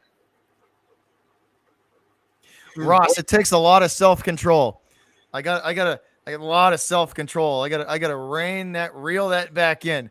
The inner Boston in me, I got to lock him up in a cage and then like throw the key to the side when I go into Pete's chat. Go ahead and make this call, then I'll make a comment. No, it's a lot of fun though. You're like I said, if you guys haven't checked out Pete's channel, the setup, just the overall production value of the look and the stream, it's worth the look. It's worth the subscription. It's worth it. His setup is phenomenal. This one crushed into left field, and that'll load him up. Yep. That was a shot. So Kike on third, Verdugo on second, Bogey on first. Well, the other thing too is with mine, just following up on the other question there is that we do a lot of kids things on my channel. Yeah, a lot of Disney stuff too. Yeah, we do a lot of Disney stuff, which is it does it. But I also do the Little League World Series. Yeah. So it brings a lot of younger viewers. So I don't want to also tell parents, hey, your 12-year-old is welcome over here. Your 11-year-old is welcome over here, and we're teaching the wrong thing. Yeah. No, Pete, I 110% understand it. Truthfully, I do. Yeah. But you do a good job of merging both communities. You know what I mean? Like that's tough. That's hard to do, and you do a real good job of it. Thank you. Yeah, Big Matt that gave you the dono a little bit of help. Big Matt has been part of my Disney community for a long time, and one of my most loyal followers on my Disney channel before we even started doing sports. So Pete, the base is loaded, 1 out in the bottom of the 4th, and it looks like we're going to get a pitching change here from the Orioles. And we are. So Lopez's night is done. He is over. The afternoon for Lopez is done. We are going to see a pitching change, guys. We're headed into a commercial break. It's Oil Can Boyd coming in for us. What's up, Carrot? Team Carrot? What's up, buddy? That is a cool name. I love that name. And Clemson Carson. Guess what? I'm doing the Clemson game on my channel. Clemson and Georgia coming up in a couple weeks for college football if you're a big Clemson fan. Pete, the opening day of college football, the opening Saturday. It's sick. It's phenomenal. The games that they got lined up for opening day for the college season, like it's going to be a phenomenal weekend for football. I had a tough time figuring out what I wanted to do. I just went to look just a minute ago because when I was trying to figure out, okay, what games do we want to do? So the first game that's really good is on the 28th of the month, and we're doing Nebraska, Illinois. And then you get into that weekend. We're doing on my channel, I'm doing Virginia Tech, North Carolina. Carolina's the top 15 team, which is going to be great. We got Georgia and Clemson. Wow. First weekend. Then you follow that up with top-ranked Notre Dame against top-ranked Florida State on the channel. And then we finish out the weekend with a rivalry battle with Louisville and Ole Miss. So, I mean, that's an incredible first weekend. The Florida game is going to be a phenomenal game. I can't wait to call these games. I mean, it's going to be if it dictates to what it was last year when we started doing sports, Bobby, long time before I found you, I was bored one day. There was nothing to do with Disney. I said, let me do a football game, see what the heck happens. Just out of the blue. And we had 250 people in there watching. It was crazy. And I was like, all right, well, this is something we want to try to keep doing. So, hey, Ross, anytime you want to come back on the channel, it's an open door policy, dude. Once you do the collaboration, it's an open door policy, man. I'll get back with you and we'll do another game and we'll break the Sambuca out. Bruno, Chris is Ross Sale. a fan or a channel or what is? Tell me about Ross. Ross is a fan of the channel. He is a moderator and he's a fan of the channel. Bruno, Chris Sale is still pitching and he looks phenomenal. He looks great. The Orioles are doing so well against him. Next inning, he's going to be right-handed. So here we go, guys. Fry is the new pitcher for the Orioles, and he will kick and deliver to Devers, and that's strike one. Devers 1 for 1 today with a 3-run blast. I have a ton of respect for this player because of the intensity he plays the game with. I really, really like that. Good, bad, or indifferent. Devers rips this into the shift, and it is hit into left field, and that's going to be enough to get through the infield and put Devers on first, and another Boston run comes across the plate, and the bases continue to be loaded. Another slider, Pete, that goes across the lower part of the plate. Devers able to just get enough on it. And that's, again, the shift, Pete. Hit it right into the shift. Again, diehard Oriole fan here. I love that kid. I really do. Hit it where they're not, man. Hit it where they're not. That's how you beat the shift. Just hit it where they're not. What a play. I mean, that was impressive right there. So that'll bring up JD Martinez with 1 out. I love how Preston tries to work me over. He wanted steakhouse. He wanted Outback, so he brings me a blooming onion for dinner because he wanted Outback.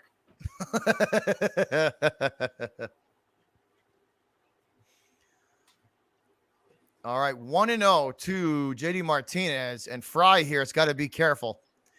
Martinez swing and a miss at the high fastball, high and away. Good pitch there from Fry as JD behind on that one. Give me your feeling on JD. I want to hear it. I'm going to step out one second. I'm going to listen. I want to just clean up here for a second. But JD, up and down. Where from a Boston Red Sox fan, give me your assertion of JD. Here's the 1-1 to Martinez. Pete, did you take off? No, I'm right here. I just had to move something. Good. Give me your assertion of JD Martinez real quick. Wait, what was that, Pete? Give me your recap of JD Martinez. He's up and down. What are you thinking of him? I think he's finally coming out of the hitting slump he was in. All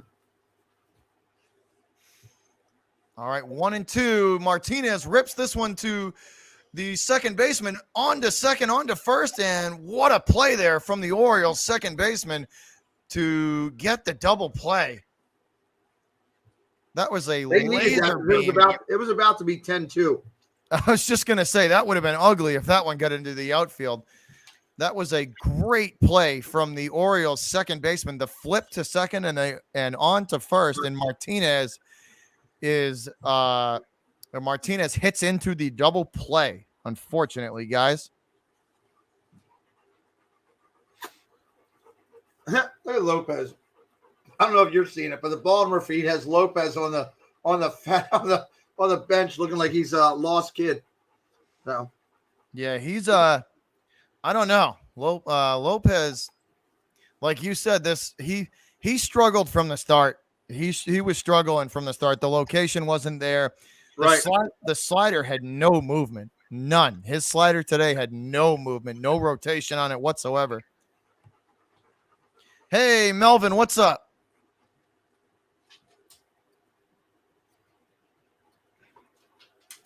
Yeah, that blooming onions. I'm going to pay for that later. I can tell you. Yeah, Ross, I think Martinez is coming out of his hitting slump. I do. I think JD is finally pulling out of that hitting slump he's had. I do think I think he is hitting better. Well, you kind of need him to make a run, you know. Yeah. You really do. So I mean, Sale only if he's done right. If Sale pitches the fifth, right? If he pitches the fifth inning, and it's still 6-2. It's only a 2-run outing from Sale. So for his first day back in almost 2 years, that's pretty good. He's looked really good. His wife had the over on the game, so he was just trying to help out. So it was good stuff. He looked really good. I mean, first day back again. He is a boost in the lineup for Boston, a huge factor. Everybody talks about, oh, well, the Yankees went and got so-and-so and so-and-so. Well, you went and got Schwarber up there, who was tearing it up for Washington, and you're getting Saley back. That's just as good as getting somebody from another team because you've been playing well in the big picture for this year. You haven't had a bad year, and you've done it basically without him. Yeah, no doubt. So he is pitching the fifth, guys. Let me readjust my banner here. Sale is pitching the fifth, and the nod and delivery to Richie Martin is a strike. So he will start off 0-1. Ricky Martin's up? All right. Richie Martin, yep. Oh, I thought it was Ricky Martin, the singer. We'll take anybody nowadays. We're just trying to get through till we get kids up here that can play. What's up, Thomas Green? All right, top of the fifth, guys. 4 in the book so far. Sale with a 1-1 count to Martin. Swing and a miss on the fastball. High and outside. Strike 2.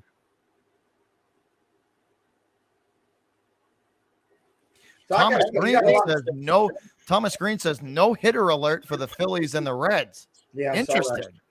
You've got a lot of Red Sox fans in here. Obviously, you're a Red Sox-based channel, but just honestly, as you're thinking about logos of teams in Major League Baseball, you're going to have to give the cartoon icon bird for the Orioles kind of props, I would hope. That's pretty. It's one that's been around for a long time. I'll give you this. Cal Ripken was one of my favorite non-Boston Red Sox to watch play the game. And I was lucky enough to get to watch him play the game. In my basement is a Cal Ripken batting practice used bat from the 83 World Series with his Ripken card. And I mean Cal Ripken Jr. I didn't get to see Cal Ripken. Cal Ripken Jr. Getting to watch him play the game. That was a dude that played with class and played. He played it the right way his whole career. So I was lucky. Consider myself lucky to get to see him play the game. Yeah, he was pretty special. I saw him a lot from his rookie time all the way up. My uncle is a concert promoter here in Maryland, and he actually knows Cal very well. And while Cal was with the Orioles, still active as a player, my uncle used to go to Cal's house and play basketball all the time.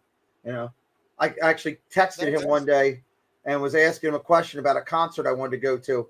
And he's like, he called me, gave me the information of the concert. And I asked him another question. He says, I got to go. I'm sitting here next to Alex Rodriguez talking about something. I'll talk to you.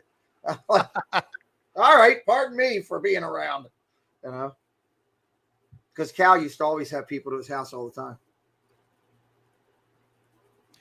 So 0-2 from Sale here with a runner on for the Orioles. And I'm going to say, Pete, if they got to at least score probably 1 or 2 in this inning to give themselves a chance at getting back into it.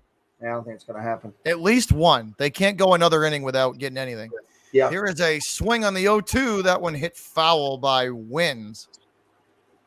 And Bobby, there's a lot of tie-ins between Baltimore and the Red Sox, the Orioles organization, the Red Sox. Obviously, Babe Ruth started with us. Yeah. He went to school where I was due to go to school before my parents changed at the last minute. I'll let you go ahead and make this call. The Jays logo the Blue Jays logo is also another one that has withstood the test of time. I do like that logo too. Yeah. So the 0-2 Sale looking to try and get Wins to chase, and he will not. That's ball 1. 1-2 now with a runner on and no outs. Right. So you had Ruth and Hayes. You had Ruth on Jack. Sorry, Pete. I was going to say you had Ruth that started here, which was interesting. You have the other tie-ins, and we drafted Yastrzemski's grandson, which was a stupid move that we left him go. We left him rule 5, and San Francisco just took him. Here's a seeing eye single, Uh-oh. and it will get through. The throw to third going to be close from Renfroe, and he is safe. So runners on the corners now with no outs. Renfroe's throw was a rocket to Rafi Devers. This one a seeing eye single to right, just enough to get it through the infield. Right into that tough sun, too. That might have played a part. Yeah, no, absolutely. I love your right fielder, Renfroe. Renfroe Plays hard. He plays hard. He hits hard. He hustles. 13 outfield assists this year for Renfroe. I love this kid, but He's thrown out 13 guys this season. It's crazy. The way he plays right so good. you're missing the big butt, though. Every time you say his name, you sound like Shaggy from Scooby-Doo. Renfroe. That's what I hear every time. When I say it, when you say it, when I listen to Boston announcers, that's what I hear. I hear a Scooby-Dooism on his last name because of the way it sounds. I love the kid. I think that kid, given a couple years, has the potential to be an all-star. Oh, he's out. He's off the bat. Wow, so Renfroe throws him out. Renfroe throws him out from right. Let's see. They got to change that. He's out. Oh, yeah, because Devers tagged him. He took his foot off the bag. He was safe, and he took his foot off the bag. Renfroe tagged him. I mean, not Renfroe. Devers tagged him from the Renfroe throw. Wow. That's a lapse in concentration there, Pete. That's just, that's where the game has changed with all of the replay that we have. 10 years ago, that call is safe. It's over with and done. And you got the people up in the sound booth having a fit that there's an out. And that's Renfroe's 14th outfield assist. 14th of the season. That is money. That is money right there. That's just to be it. That's crazy. 14 outfield assists from him. What that should tell you in your pregame planning, don't want to run on the right fielder, guys. Yeah. Run on the other two. I mean, come on. Yeah, it's not smart to throw to run on Renfroe. It's not smart. Here is a big time swing and a miss from Austin Hayes trying to hit it to Cambridge. or learn better sliding skills because he did a slide stand and bounced up off the bag. Come on. Brian Rubio, it is absolutely excellent to see Chris Sale back and looking good. We need him for the playoff run. It's excellent to see him back. Here is the 1-0, 0-1, excuse me. That's ball one. So now 1-1. Once again, Sale's probably going to be cautious. Let's see if he's cautious or if he goes right after Hayes after he hit the home run from earlier. So Sale with a 1-1. The kick and delivery from the big lefty up and in.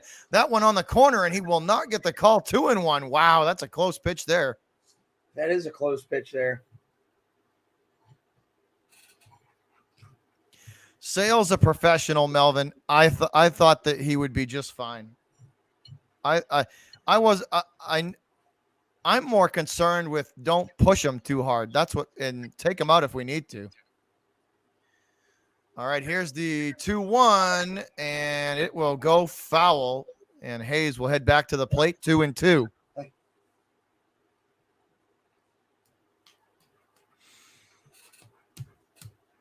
Right there.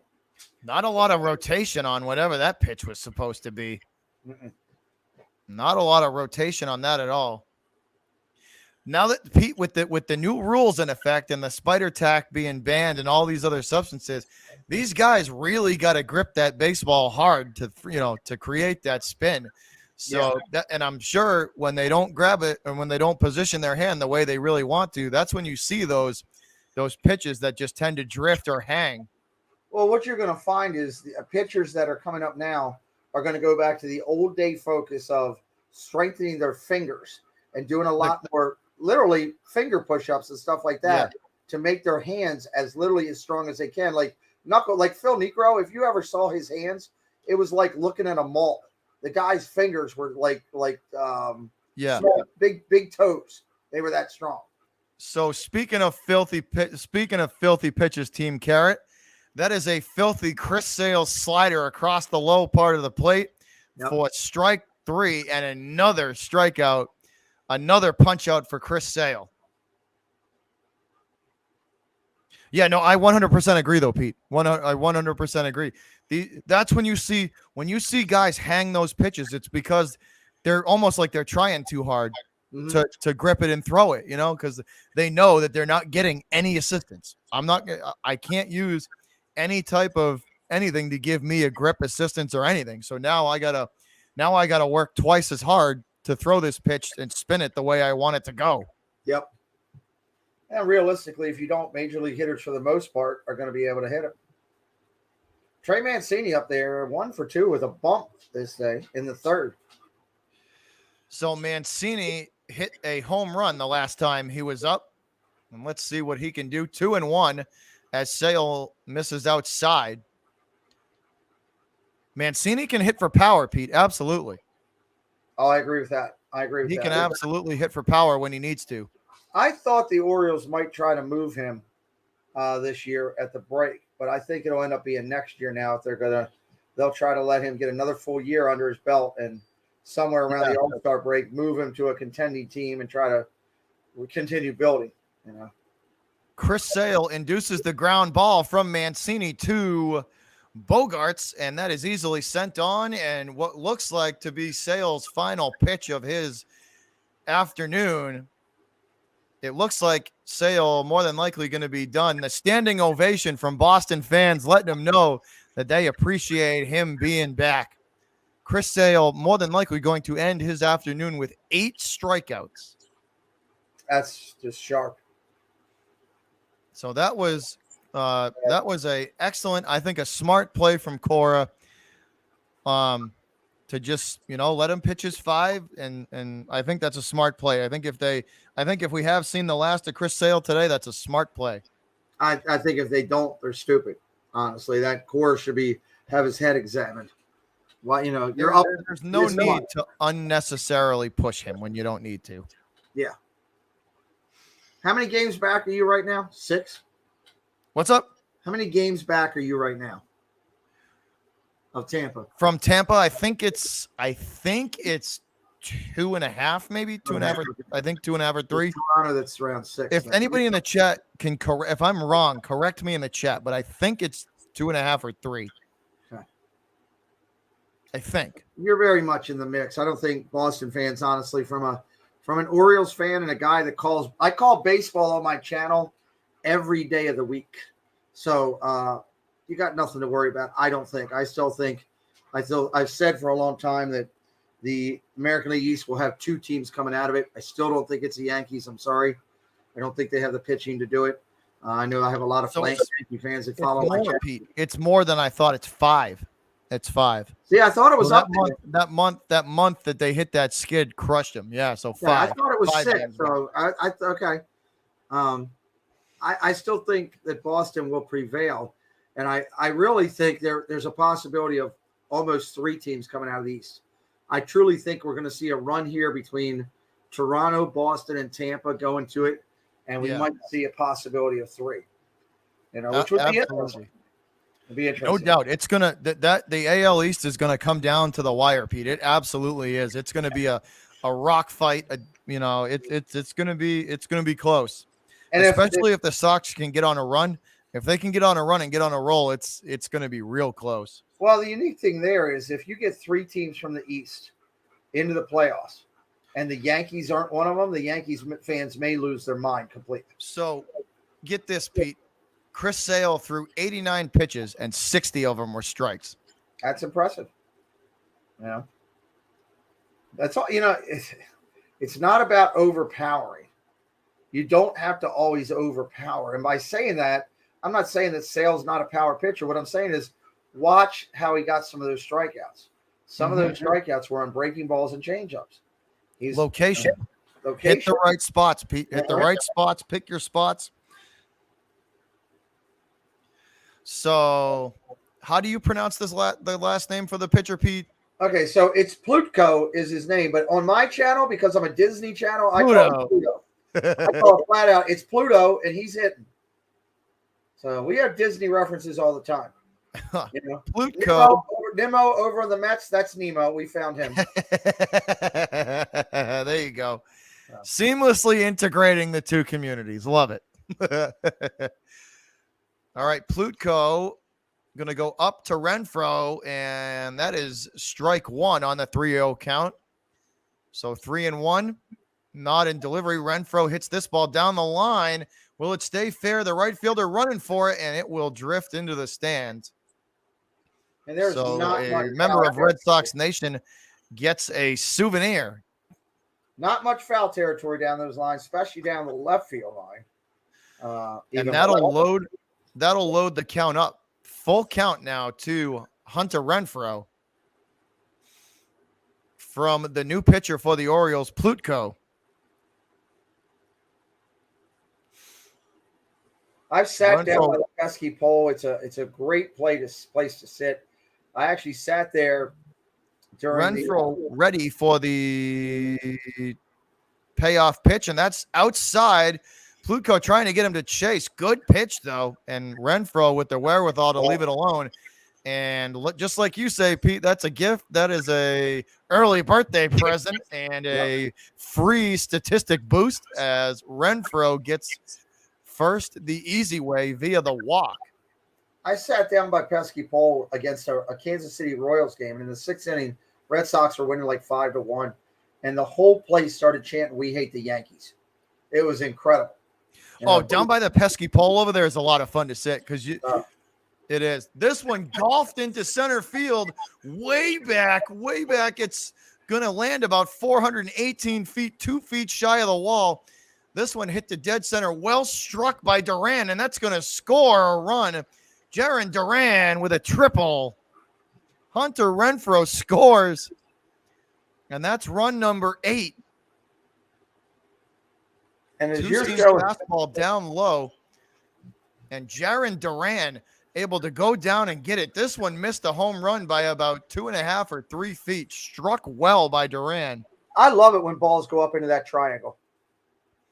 Oh, because if it bounces wrong, you can hit an inside the park home run if it bounces wrong. It's cool. Duran hit one the same way into one of the triangles, right? And he hit an inside the park home run. Just ran around all of them.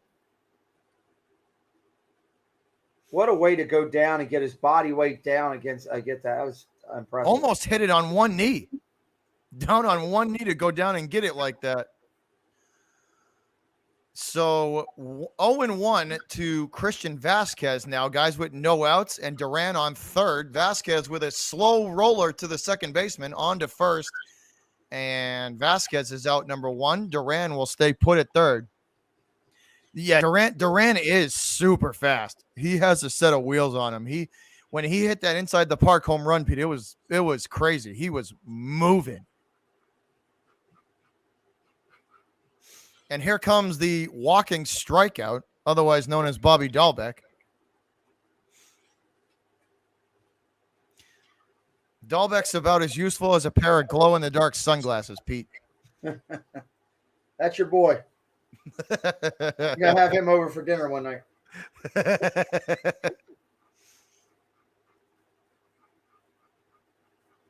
You know what's great is if you could have him just pop into your chat and reply to a video one time or something. He's about as useful as a parachute that opens on impact.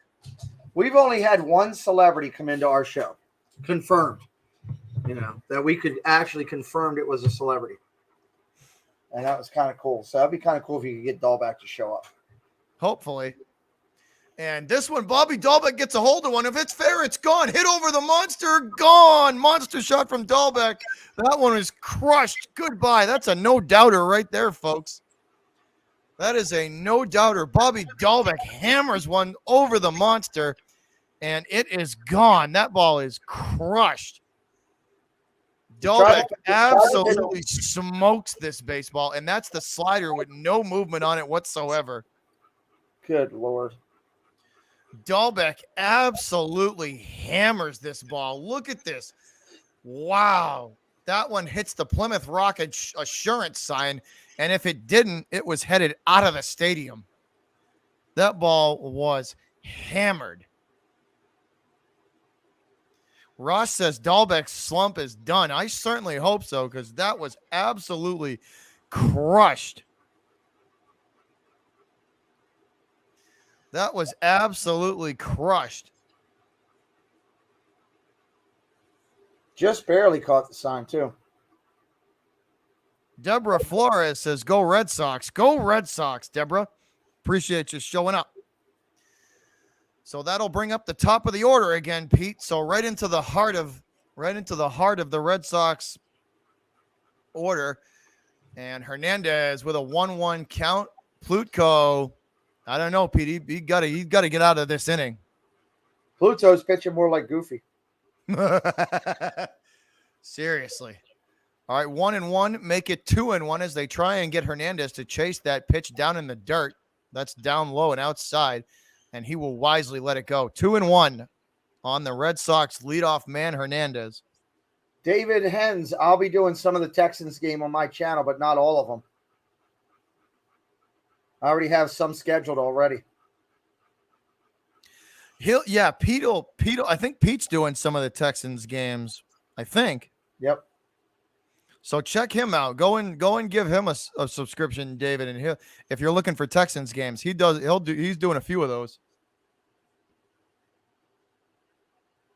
And right on cue, the Yankees suck chants coming from the Boston crowd. Would not expect anything less from Fenway. I think they heard me talking about it. That Ross, he did. Bobby Dahlbeck did hit the ball well yesterday.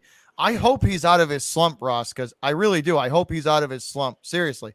Because we're going to need all the hitting we can get to get on a good run. We're going to need all the hitting we can get. Kike swings at the 3-2, at the 3-1, make it 3-2. And Plutko fights his way back into this count with a chance at out number 2 here with Kike Hernandez at the plate. So let's see what Plutko can do. Plutko versus Hernandez. 1 out here, guys. Bottom of the 5th. And trying to get Hernandez to chase the fastball low and away. And once again, Pete, as you say, happy birthday. That's a free gift. Hernandez's on-base percentage goes up, and he gets first the easy way. Kike draws the walk. Pete, can you put the for David Hens, can you put the link for your channel so he can go and subscribe? Or can one of the moderators grab Pete's link and throw it in there? Thanks, Pete. Appreciate that. Yeah, I had it to save there. Yeah, so go give him a follow, David, and he's doing some Texans games too. So make sure you check that out. And he does everything too, man. Like I said, Pete does everything. He does all the sports teams, not just Boston focused. This one hit, blooped into center. McKenna picks it up. Kike is digging for, yes, he is. He gets a triple. Actually, no. Kike digging for third. Verdugo gets a single. Is on with a single. Kike with the wheels, though, running the bases. Doogie bloops this one into center right in front of McKenna. No problem, David. No problem. We are here for you guys. Creators, us YouTube creators are here for y'all. We are all about the fans. For the fans, by the fans, right? Thank you, Clemson. I appreciate it. Fan driven. Appreciate that, Carson. Fan driven, man. The fans build it up. They build us up, Pete. They give us the energy and the they fuel us. You don't ever get it twisted, guys. You guys absolutely fuel what we do. That's a fact. Here we go. Bogey at the plate with runners on the corners and 1 out. All right, Carrot, you take it easy, buddy. Have a good one. Runners on the corners, guys. Bogarts at the plate. Doogie on first and Kike on third are your Boston base runners. Plutko versus Bogarts, and that ball going to be hit straight backwards and into the stands. Once again, somebody getting a souvenir behind home plate. So 1-1 on, or I should say from Plutko to Xander Bogarts. All right, Pluko not going to waste any time. Here comes the 1-1 delivery. Inside, Bogey rips this one into center. Perfect piece of hitting. McKenna been busy lately. That'll score No. Hernandez from third. And the bases are now loaded. Doogie makes his way to third. Bogarts again with another hit. I believe that's his third of the game.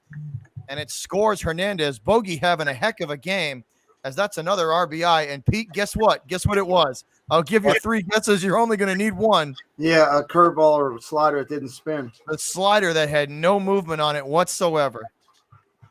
That's crazy. It was spinning like this, Pete, but there was no bite to it. Right straight over the heart of the plate. Well, Bobby, I want to say thank you for having me here today, buddy. As you know, I'm going top of the hour with the Ravens. Our pregame starts at 6:30 down here. Time has flown.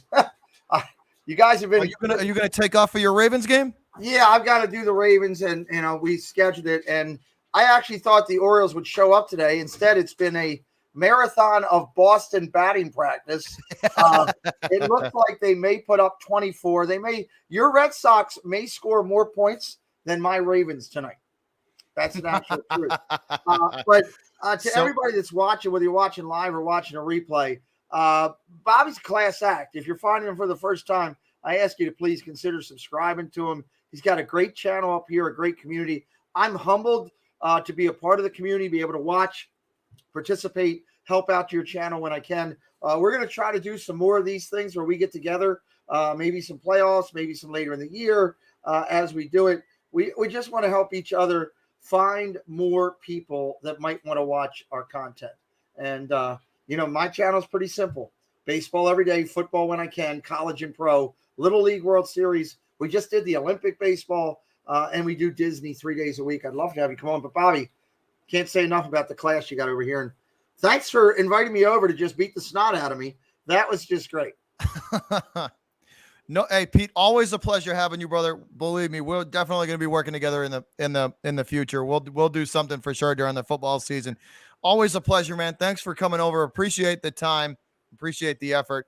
And go and crush your stream, man. Good luck to your Ravens. And once again, thanks for coming over. Thanks for the time and the effort, buddy. And always a good time. Always. Once again, guys, Pete McDevitt, the Pete McDevitt Show. Y'all go make sure and check him out. He's a class act, good dude, and his setup for his streams are legit. Yeah. If nothing else, stop by and just take a look at the setup and give me a, hey, this is good. Or, I hey. promise you guys, the production value, just from a production value, it's worth this. It's worth the look and worth the subscription. Thank you, buddy. Talk to you soon. All right, buddy. You have a good one. Take it easy, Pete. Hey, Ross. Ross, you still in here? If you're still in here and you want to come up in here, I may need a little bit of help if you're interested. I'll send you the link. All right, so JD Martinez at the plate, guys.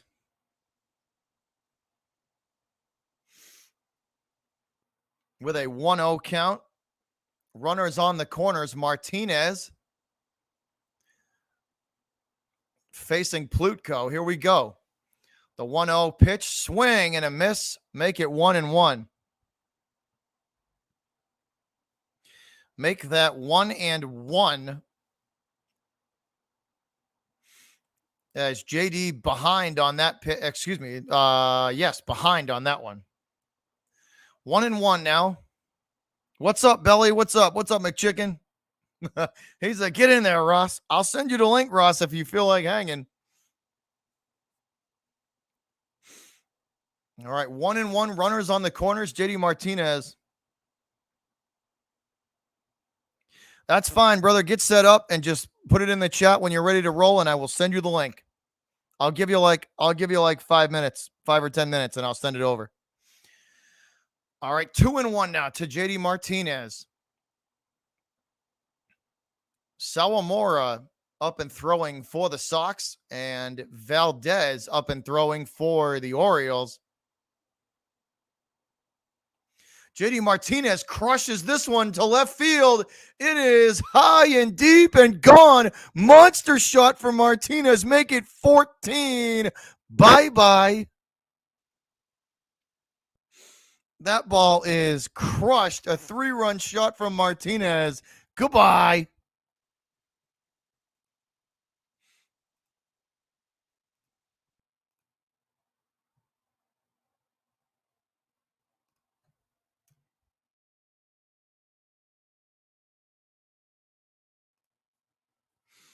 Wow.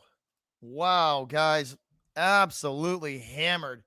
Again, this time so the Plymouth Rock Assurance sign was hidden. This time JD whacks a baseball off of the DraftKings logo above the monster.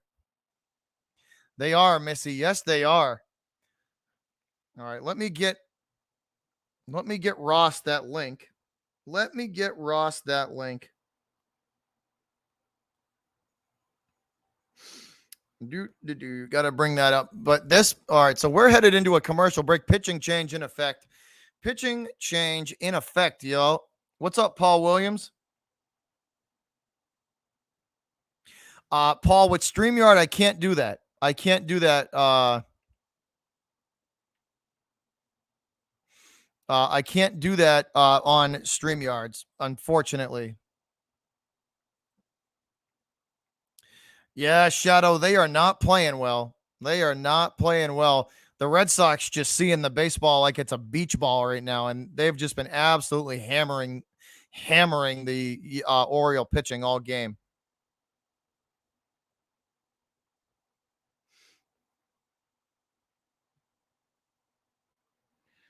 All right, Ross, I am going to send you this link via Twitter right now.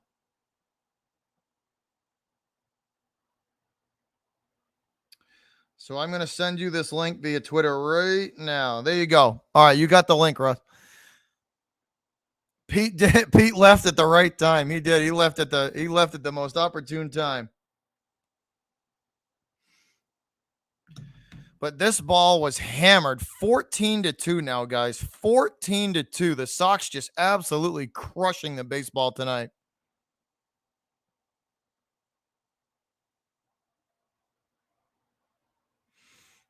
I got to get McChicken in there with the glorious mullet. Oh, absolutely, Russ. Yeah, 14-2. And now it's Hunter Renfroe's turn at the plate, and he will rip one right at the third baseman. This one over to first, and that is out number 3. And mercifully, the 5th inning is over.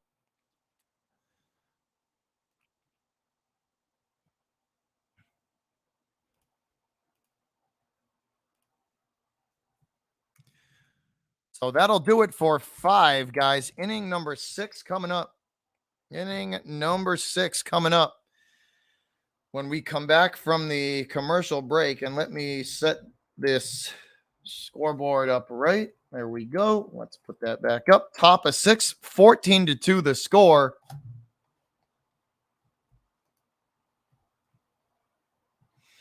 Yeah, it's only the 6th inning. Missy, we're going to get to 20. We could possibly get to even 30. We might even get to 30 here. If this continues. If this continues, we might even get to 30. Hold up, guys. I'm going to grab me a water bottle real quick, fast, and in a hurry. I'll be right back.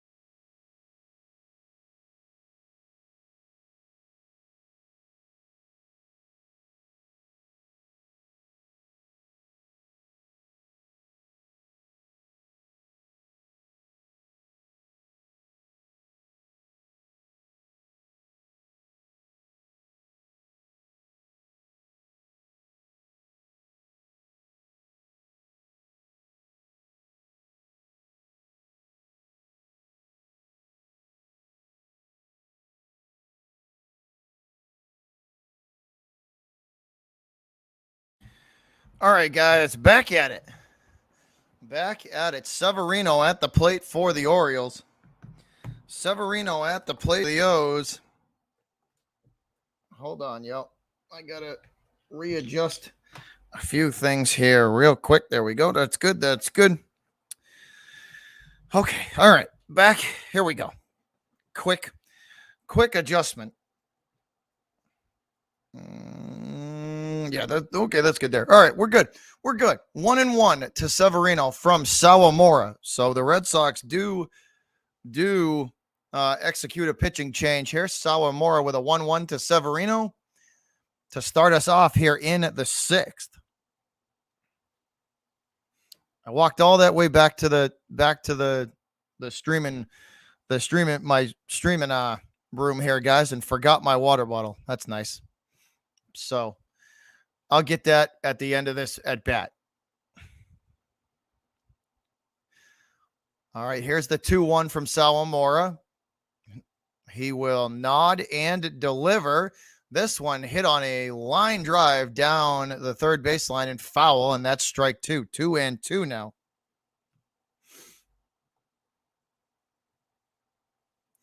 2-2 to Severino, starting us off here in the sixth for the Orioles, who trail big time 14-2. So just a complete mismatch tonight for the Orioles.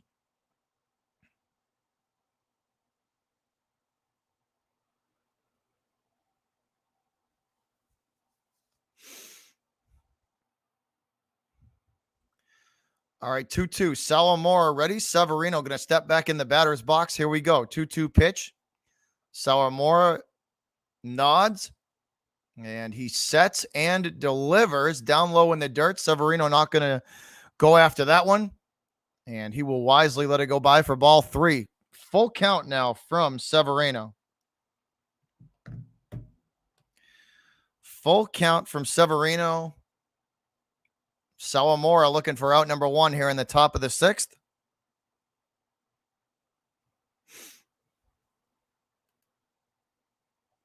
So here's the payoff pitch from Sawamura to Severino. Kick and delivery. This one chopped to second base.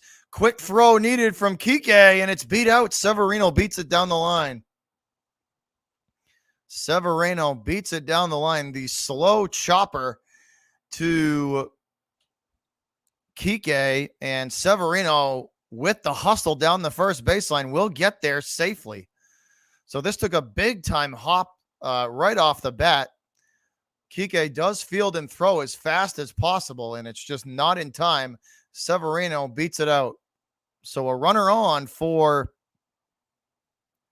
the Orioles. Severino safe at first.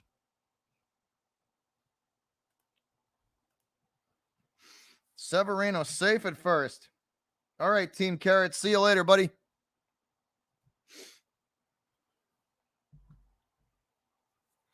And that'll bring up Anthony Santander, 249 and 10 home runs with 33 RBIs for Santander on the season.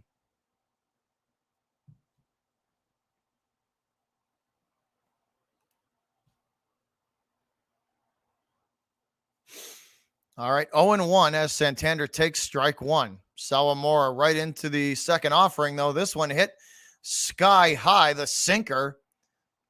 Duran coming on, and he will make the catch for out number 1. And Severino will stay put at first.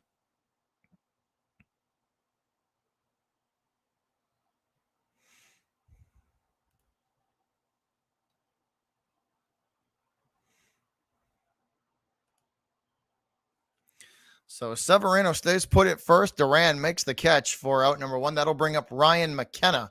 1 for 2 today with a double back in the 4th inning. McKenna hitting .212 with 1 home run and 6 RBIs.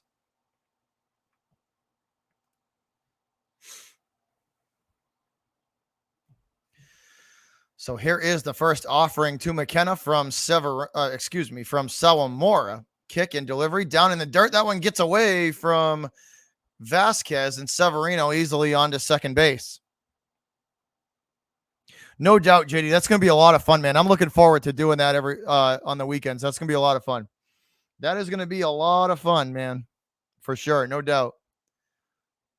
That's the splitter down low from Salamora that gets away from Vasquez. So 1-0. 1-0 and 1 out and 1 on here in the top of the 6th.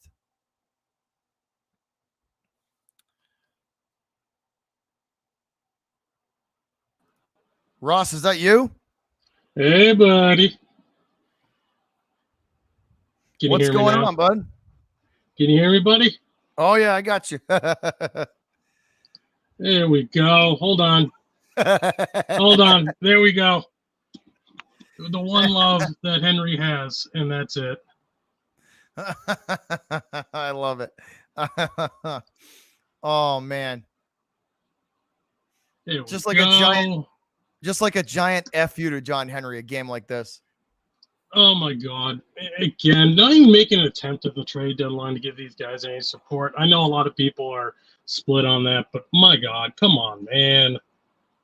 I think it really did affect him, though. I think it did. It affected him for a while. I think the lack of movement, the lack of help at the deadline, I think it really did mess with him for like 3 weeks. I think it really did like get to him. I think they're finally pulling out of it now. They're finally coming back to doing what they're just known to do. But Yeah.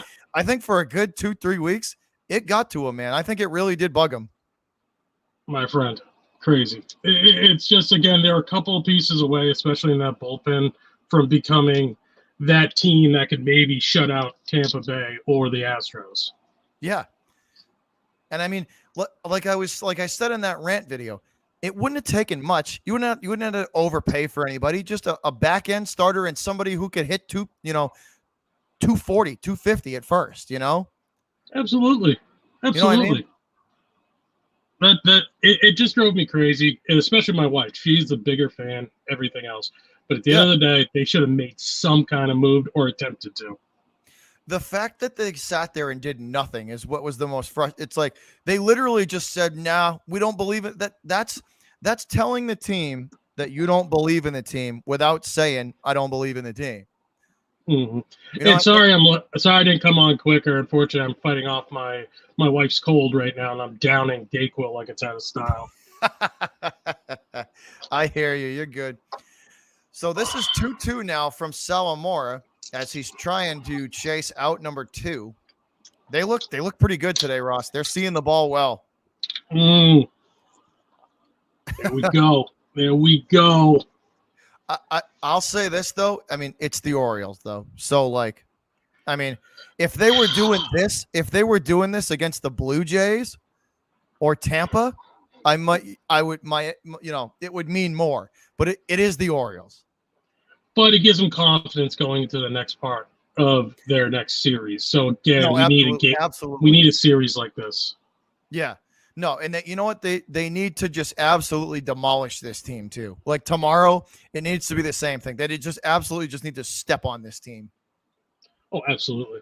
Absolutely. And here's a payoff pitch from Salamora down low. Again, the sinker, and McKenna will not chase that, and that'll put him on first. So runners on first and second with no outs. I am going to go get that water bottle that I forgot to grab, Russ. I'll be right back.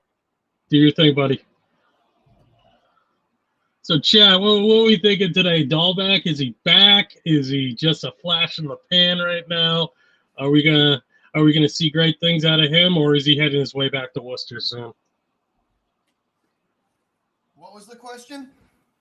Dahlback heading his way back to Worcester, or is he making it out of his slump right now? What are we thinking, people? Dude, I hope he's out of his slump, because when he was in the minors, he was hitting the crap out of the baseball. So if he can get back to that, we'll be good. But he's got to get back to that.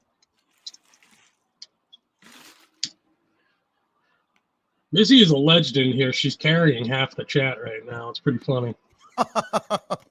She like a cousin of yours or something?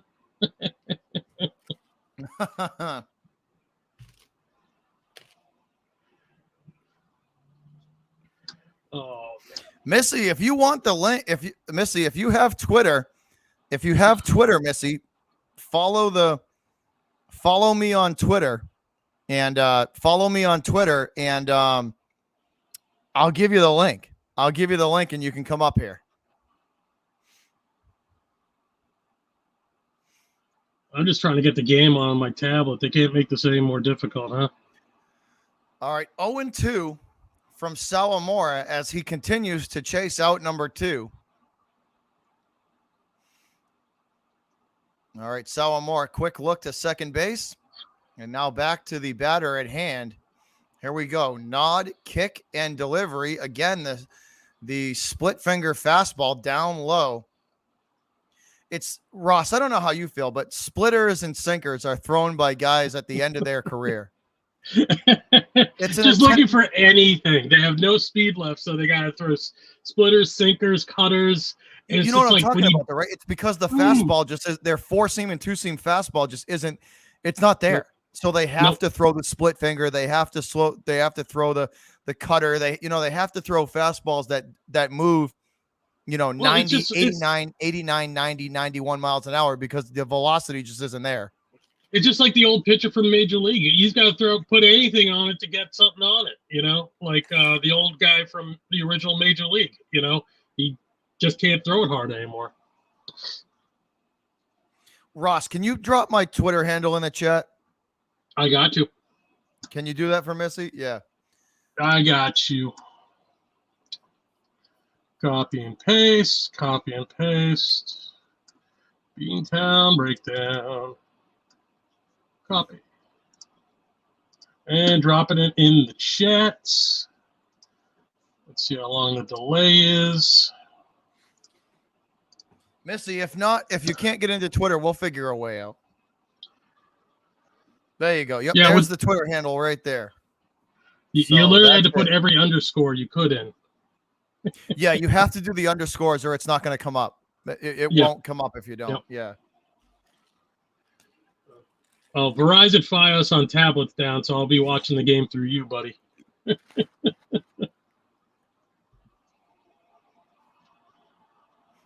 So while we're in a commercial break, Ross, just to get away from baseball for a sec, the building blocks are there for Jones, man. The building blocks for Mac Jones are definitely there. He's a seminal talent. I don't disagree whatsoever. It's just the timing. There's promise there. There definitely is. But I'm with you. Like me and you agree on a lot of stuff, and then we do have some I think our ultimate goal is the same, but just there's some different routes we want to go to exactly. get there. You know what I mean? It's just I've seen Sam Darnold. I've seen the kid from the Bengals. I do not want a situation. Yeah. It happens so often. And how many rookie starters have been successful in the NFL? The percentage is so low. Yeah, to just jump right in and be successful. And here's the thing, right? Like the guys, as much as I don't like the Boston media, Tony Maz's take on the Newton to Mac Jones transition was perfect. He said it's tough or they have to time it perfect because you can't start Mac Jones and have him go 2-4, 2-5, and then go back to Cam Newton and be like, okay, Cam, it's your team again. You can't do that because Cam's trust is toast. Because once you go to Mac and you say, Cam's, you're not good enough, and in the middle of the season, you're going to try and go back to Cam and be like, it's your team again. You're going to ruin the confidence of both guys. Yes. And then the other thing is if Mac Jones all of a sudden gets put in and goes up against someone like Tom Brady and gets absolutely crushed, the media will eat him alive. You cannot, unless injury happens. If that score, Mac Jones versus Tom Brady, ends up being like 38-10 or 40, say they get crushed. Say it's like 44-14. You know how those guys, the Boston media, any of it is, they'll eat him alive. They'll absolutely eat him alive. Cam's job, and not just be quarterback, be a leader, but also this is a 2-year rebuild. Like people don't want to think that. People don't want to think it's a retool, but he is there to get a couple $1 million to take all the bruising. Again, I want to see him do well, but don't get me wrong. Like if he stinks it up, he's gonna have to get pulled. I'm almost willing to put in Hoyer the Destroyer than put Mac Jones in if something happens, because I don't early. need these Yeah. kids. Yeah, It's yeah, almost yeah. like sacrifice Hoyer to make sure that Jones is ready. Yeah, no, Absolutely. I'm with you there. But just from the small sample size we saw, the poise in the pocket looked really good. Yes. The quick release was really nice to see. Mm-hmm. The building blocks were there, you know what I mean? Which is nice, which is good. That's a good, promising future going forward. Yeah, I was a little bit more critical on them, the quarterback play, just from my opinion, and I graded it as the QB core in general. Yeah. Between the sticks, fine. I'm happy, but again, we didn't see one single passing touchdown the entire game. You know, I felt based on that and Cam's fumble, which wasn't necessarily his fault, I was surprised. It was a great look. On that hit. I was surprised. Yeah. I thought for sure. I was like, oh no. I was like, I hope he. I thought when he got blindsided, I was relieved that he actually got up on that because that's a hit. That's a hit where you can lose a month easily. Yeah. Yeah, I mean, between the sticks, they got a pretty good rating from me. But when it's red zone, they got a subpar rating from me. Again, every time we got in range, no touchdowns. The lack of touchdowns was the big. I was saying it all stream, man. I was like, we got to start scoring touchdowns. We have to start putting the ball in the end zone because. Mm-hmm. But the building blocks. I just said the promise is there. You could see that the kid is the kid is football. His football IQ is there. He's got the potentials there, which is good. It's very good that there's a building block for Belichick to work with. And he's good at progressions, which Cam really making the reads and then dumping it off if he doesn't need to. Mm-hmm. But here we go, 2 outs. The score way out of hand, and the Orioles with another pitching change. So another change coming up for Baltimore. That Valdez, the new pitcher, Bobby Dahlbeck at the plate. I hope he is out of his slump, man. Because if he started hitting well too, because then they'd have to pitch around him. And what do you pitch around him to get back to Hernandez, who's been on fire lately? To have a low end a hitter in the lineup that's down about 7, 8, 9 hitter that is dangerous too. That's no fun for other teams because you can't pitch around a guy. You know what? I was at the game last night. I gotta say, I wasn't unhappy with Richards. He's not a terrible closer.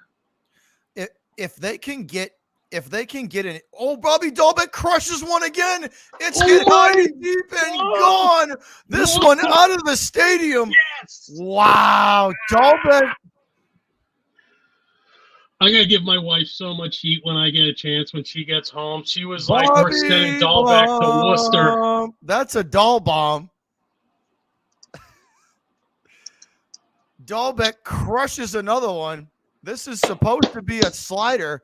No movement on it at all. And Dahlbeck goes down low in the strike zone and hammers it. That's a doll bomb. Doll bomb. Doll bomb. But my wife was talking all about at the stadium. We're going to send him back to Worcester. He's not good enough just to be a first baseman. Oh, it's going to be funny. Bobby Dahlbeck crushes. This one hit high and deep to right.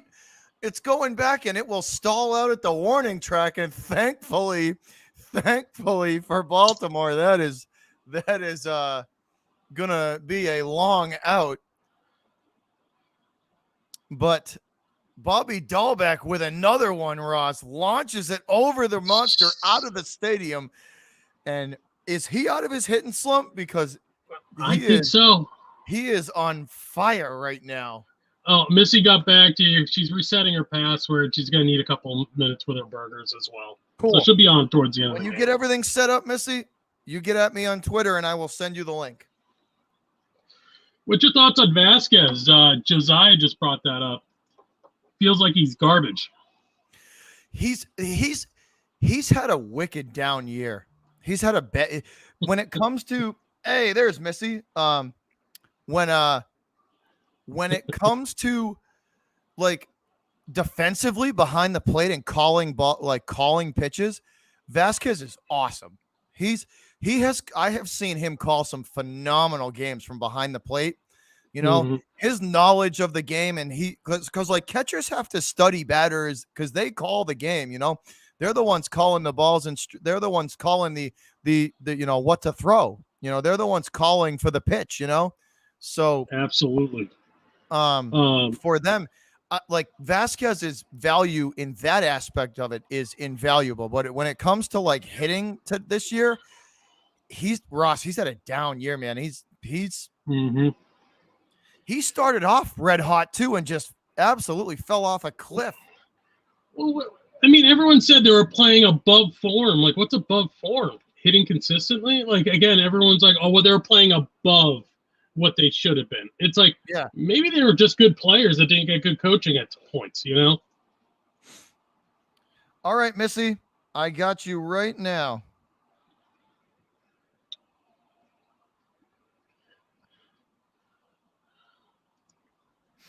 Let me get on my Twitter and I will send you over the link. Perfect. Let me do this. There we go. And link incoming. Walking strikeout is trotting home run. Cool, genuine Phil. I might disagree with Phil, but he's funny. Not every time we agree, but good. He's a funny man. I always give him credit on that. But Phil, see, legend. the funny part is like the good part about my channel is like we can have difference of opinions, yeah, and be adults about it. Well, you don't send your followers after people, you know? No. Like, and I've always told you, Ross, everything that I have with Cam Newton has nothing to do with off the field stuff. Nothing with off the field. It's strictly the play. The guy's been the perfect Patriot since he's been here. Doesn't throw anybody under the bus. Always talks highly. This one crushed, and it is going to go off the wall. Durant going to play it on the bounce. Durant with a base runner early. But you know what I mean? It's like it's just it's nothing about him. It's all on the field with me. He's nothing character-wise. It's always, and I get a lot of crap. People call me a Newton hater, and it's just I just tend to stick when it comes to like football and sports in general. I tend to just stick to like the eyeball test and the facts, and it's just yes. I want him to prove me wrong. I really do, because no. If he proves me wrong, it means that the Pats are winning games and doing well. Well, my only thing is the only difference we have, I would rather sacrifice the 2021 season than put mac and cheese in to stunt his growth. Yeah. You know what I'm saying? But like, see, I'm almost willing to give up the season. Argument too, where you're like, you'd rather be overly cautious than take an unnecessary risk. Yeah. Yes. No, I get it. Yeah. Because we don't even have chemistry on the team yet. This whole team hasn't been practicing together that long. Yeah, no doubt. So Richie Martin at the plate, guys, a runner in scoring position for the Orioles, and they're going to need a lot more of those because this is getting out of hand. 15-2 in the top of the seventh. Let me put my banner back up. So Missy, the link is in your DM. I did send that out, so you have the link. DM, not BM. DM. All right, so let me fix this banner. Top of the. Oh, and I know your favorite player, Peyton Manning. So I have a little fun thing for you. This one. Hold on. You're gonna like this. You're gonna like this. Okay, let's do this real quick. Hold on. Let's swap this puppy out.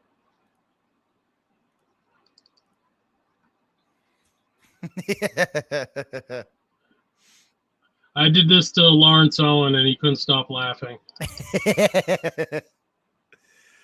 All right, so that'll bring wins to the play. I knew that was coming. The five head. The 5 head. That took 8 copies of his skull to make that happen on Photoshop. And Wynn's going to take strike 1 from Robles, the new Red Sox pitcher. So once again, guys, this is an absolute destruction. Yes, Leedy, 15-2. Yes. That's hilarious, Ross. My God, that is pain. All right, 0-1 from Robles, the new pitcher. Here's the 0-1, not in delivery. On the outside edge, strike 2 to Wins.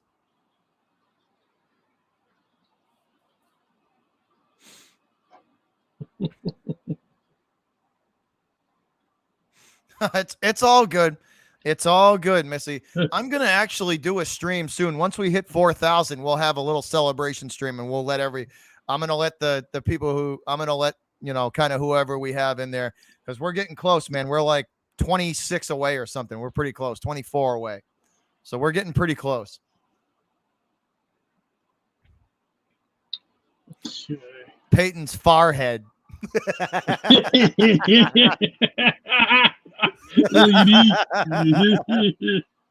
Legend. Legend. The 0-2 now from Robles. So Robles pitching for the Sox. I will say this, though, Ross. I did thoroughly enjoy watching Manning and Brady go at it when they played one another, because it was two of the greatest football minds. You know what I mean? Football IQ players playing against each other. It was truly a chess game to watch them play each other. And then Leedy, you'll like this one too. In their primes, Big Ben and Brady, when they went at it, that was a lot of fun too. And watching Jerome Bettis and Hines Ward and all those guys, like the Steelers and Patriots and the Colts and Pats back when I was growing up, were fun. Those were the fun games to watch, because it was going to be a freaking war to get to the end of that game. That's when rivalries were rivalries. Well, I mean, here's the other thing. Leedy, do you believe Roethlisberger should still be around, or is he the one pulling things down at this point? A lot of people are saying different things, Leedy. I think Leedy said that he thinks this is going to be his last year, and then he's going to leave. And then don't forget too, they get all that extra money from Roethlisberger too. They'll have a lot of money to spend too, to secure guys. And they're going to secured him for $40 million, his contract? I think he's making 40 this year, or close to it, I think. But I think don't quote me. Leedy would know this. I think Roethlisberger took a big pay cut. I think I think he took a big pay cut to help them out. Leedy would know this. I think so, because we were talking about it before. All right, 2 outs, guys. Robles still on the mound. This one hits sky high. He will induce the pop-up. Who is that? That is a ruse. So the Red Sox making substitutions, and he will make the catch. And you didn't like his pitching? That'll do it for the top of the 7th. Yeah, Leedy would know. But I believe Roethlisberger took a pay cut this year to try and help the team out, because that $40 million would just crush them if they had to pay that. I'm pretty sure he did. That's why I appreciate Cam Newton. He came in on a very team-friendly contract. If he didn't do that and we had to spend money, the problem would have been is we would have never been able to get those free agent signings. Yeah. Yeah. Like I said, I get Newton, the Patriot and the locker room guy, I get no issues with. He's been the perfect player for them, and done everything that Bill needs him to do. Talk the team up, promote that this is still a good destination, or prove that this is still a destination you want to be. He's done everything that Bill's asked him to do, and I think it's all by design, man. It's Absolutely. all by design. And I just, like I said, I base purely my stuff on and I really do. I've said it multiple times. I hope he proves me wrong. I really do, because that means the Pats are on a freaking roll. If Newton is rolling, then the Pats are doing well. You know what I mean? Oh, absolutely. Sorry, a slight delay on this. So Ross says, I love Photoshop.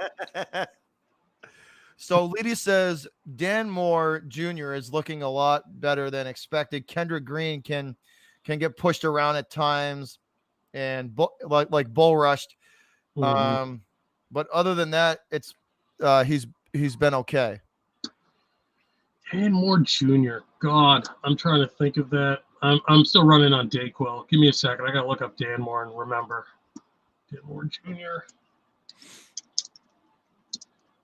How did that, Leedy? How did your Steeler O-line look? Because I know that was a question mark. That's going to be a big question mark if that O-line can protect Roethlisberger this year, because they can't afford if they lose Big Ben. That's gonna be no bueno there. All right, here we go, guys. Starting off the bottom of the seventh. Let me get my banner right here. Bottom of the seventh, Doogie stepping to the plate, and he has hit the ball well today. 4 hits for Verdugo, 4 for 4, 4 singles, 3 RBIs, 3 runs scored for Verdugo and an RBI. So Doogie having an excellent night at the plate. Do you see his OPS set .777? Yeah. I did. That's stupid. I know. I like Verdugo. He's the guy who stays till 1 a.m. and signs autographs. I like that kid. He's my favorite Red Sox this year. He's probably my favorite Red Sox this year. I love the attitude. I like just the overall attitude and the way he plays, the way he carries himself, and the intensity. I like how he plays. Oh, absolutely. Absolutely. This one ripped down the line to third, and that's going to be foul. And very quickly, Doogie in an 0-2 hole. That would have been nice, right into the corner too. That late swing, though, he's got to commit a little bit earlier. But he's young too, so there's a lot of upside to this kid. Hey Zach, what's up? Zach, Diddy says, "Trust me, I'm very critical of Haskins, but he played good against the Eagles Thursday night. He gets a little bit of credit from me for now. So Haskins seems to be improving, but that goes to show you, with a good offense, sometimes guys just need to change the scenery. Absolutely. Sometimes guys don't work under a certain organization. It just is what it is. Bye, Missy. Enjoy your food. All right, we will be here, Missy. We still got a little bit to go here. Bottom of 7, and Tate, the new pitcher for the Orioles. So Baltimore running through pitchers here for some reason. They should just let him go. Why waste your bullpen on a game like this that's out of control? What are we going to do, like Ruiz when he was pitching like high balls? What was that, Tampa? Who was that? So this one for Verdugo, weakly hit into the infield, fielded and sent on to first. And Doogie that is his first out of the game. So Verdugo 4 for 5 tonight. 4 for 5 tonight with 3 runs scored and an RBI. So that's a heck of a night. All right, Jonathan Aruz. Was he the guy that pitched that night against Tampa? Was he the guy who pitched against Tampa that night? Who? It was throwing that looping ball. We ran out of pitchers in that Tampa game. We started just throwing high balls. That was Mejia. That was the catcher. The catcher was pitching. Yeah. That was the catcher. That was Mejia. That was their catcher. So Austin Davis up and throwing for the Sox, the newly acquired Red Sox. This one hit weakly to second base, on to first. And Aruz is out number 2 as he will walk back to the dugout. Yeah, I like we're making contact. That's the biggest thing. At the end of the day, solid contact happening. I'd rather see than strikeouts any day of the week.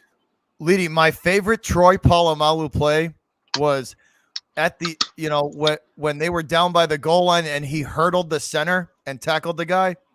Remember that? Yep. Well, he just shows the cool Phil. Yes, I am a Boston fan. Yes, all correct. Boston for Ross. Yep. But I'm an all sports fan. I'm a nerd. I can respect players from like Troy Polamalu was probably one of the best ever play his position ever. Him, Ed Reed, guys, you know, like you can still respect. Like Polamalu was an absolute animal. He was a beast. And then I'll say this, right? It was fun watching highlights of Jerome Bettis just truck stick people for years and years and years. Just absolutely truck stick people. And this one going to be weakly hit into the infield as well, sent on to first, and that'll do it for inning number 7, guys. Let's see another 20 minutes of commercials pop up. There we go. Blue moon. So, Leedy says his favorite game, from Troy Polamalu, his favorite play was the game-winning pick 6 against the Ravens in 2008 in the AFC Championship. I'm telling you, man, I used to love me some Jerome Bettis highlights where he would just truck stick people. Him and Mike Allstott, watching them run the football was just pure entertainment, man. Pure entertainment. Well, it's like we hated Ray. We hated Ray Rice for a reason because he was always he always caused us problems. But at the end of the day, we still respected him. You know what I'm saying? So a lot like that situation. And let's be honest, like Bettis was a tank, man. That like Bettis was an absolute tank. And like guys like Warren Sapp, one of my favorite defensive players ever to watch play the nose tackle position. Warren Sapp in his prime was a freaking beast. It was always just great to watch. You know, like, again, I'm not going to be the guy who remembers stats, but I'll watch every game. Just a beast. Like, the guy was huge. The guys like Vince Wilfork, Warren Sapp, some of these big defensive tackles, with as fast as they were in their primes, like guys that big, 320 pounds, shouldn't be able to move. Like the athleticism of a guy that big was just insane, especially for Warren Sapp in his day. Like he was that big doing stuff like that, that nobody at his size was doing, you know, like. Phil is amping up Leedy already. Yeah, Leedy. Phil's picking on Leedy right now, saying Brady is his favorite player.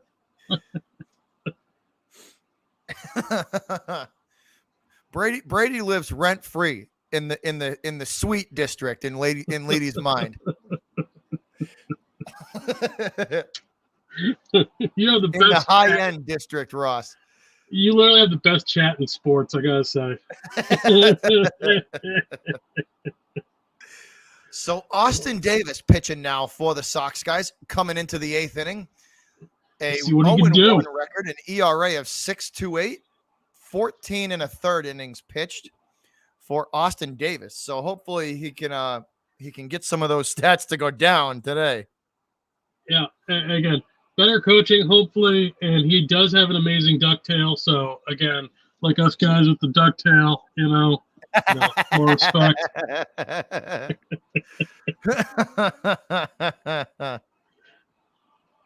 Oh, what are the umpires doing right now? What are they doing? I think, did Cora say they batted out of order? Cora might have said they batted out of order. I think that's what he's arguing about. Interesting.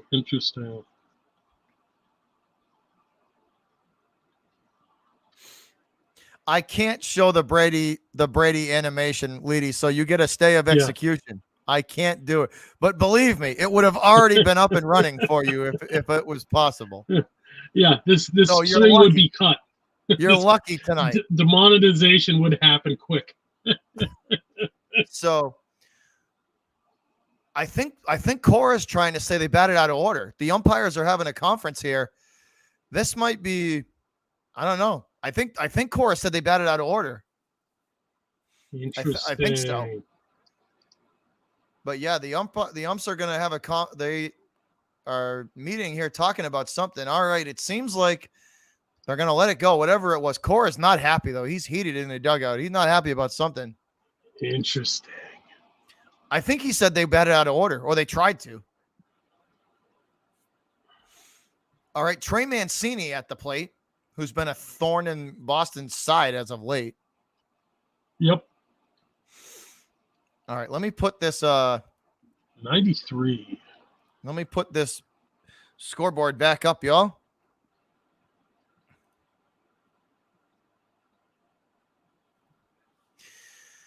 And an 0-1 count to Mancini, make it 1-1, as that is ball one.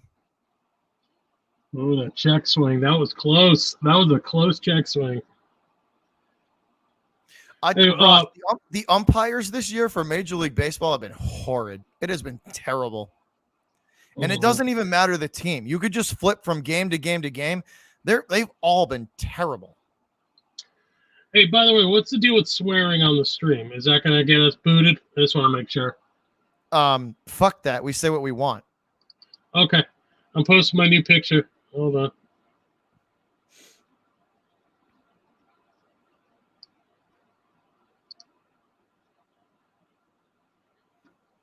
Hold on.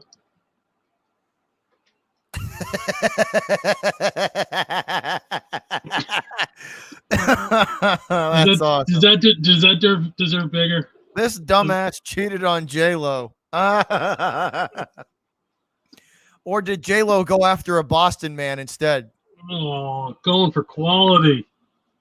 Because A-Rod and all that juice, them twiggin berries, probably not in good shape. Oh, no. All that shriveling from the steroids. All right, we got one out.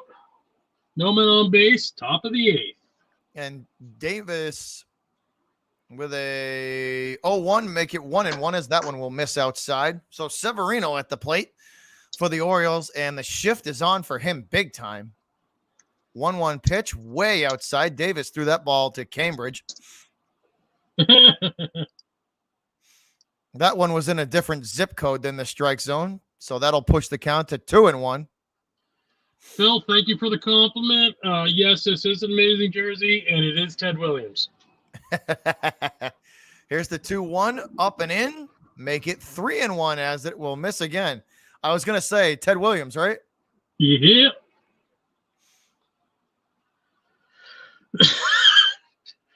Phil is asking you, how do they bat out of order? Because they're the Orioles.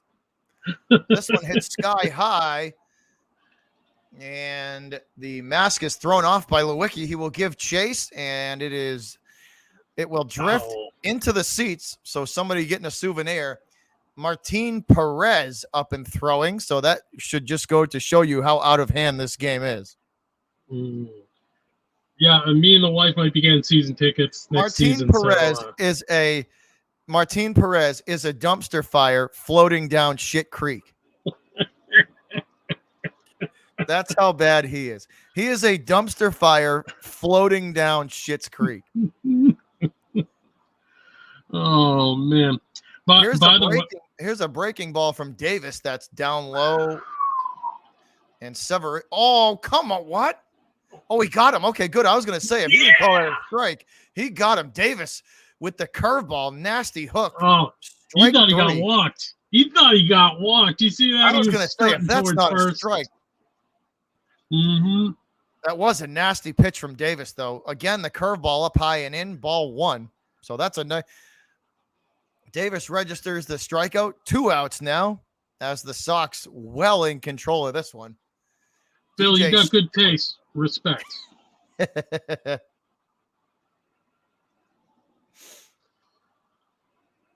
We needed a game like this, Ross. We need another game like this tomorrow too.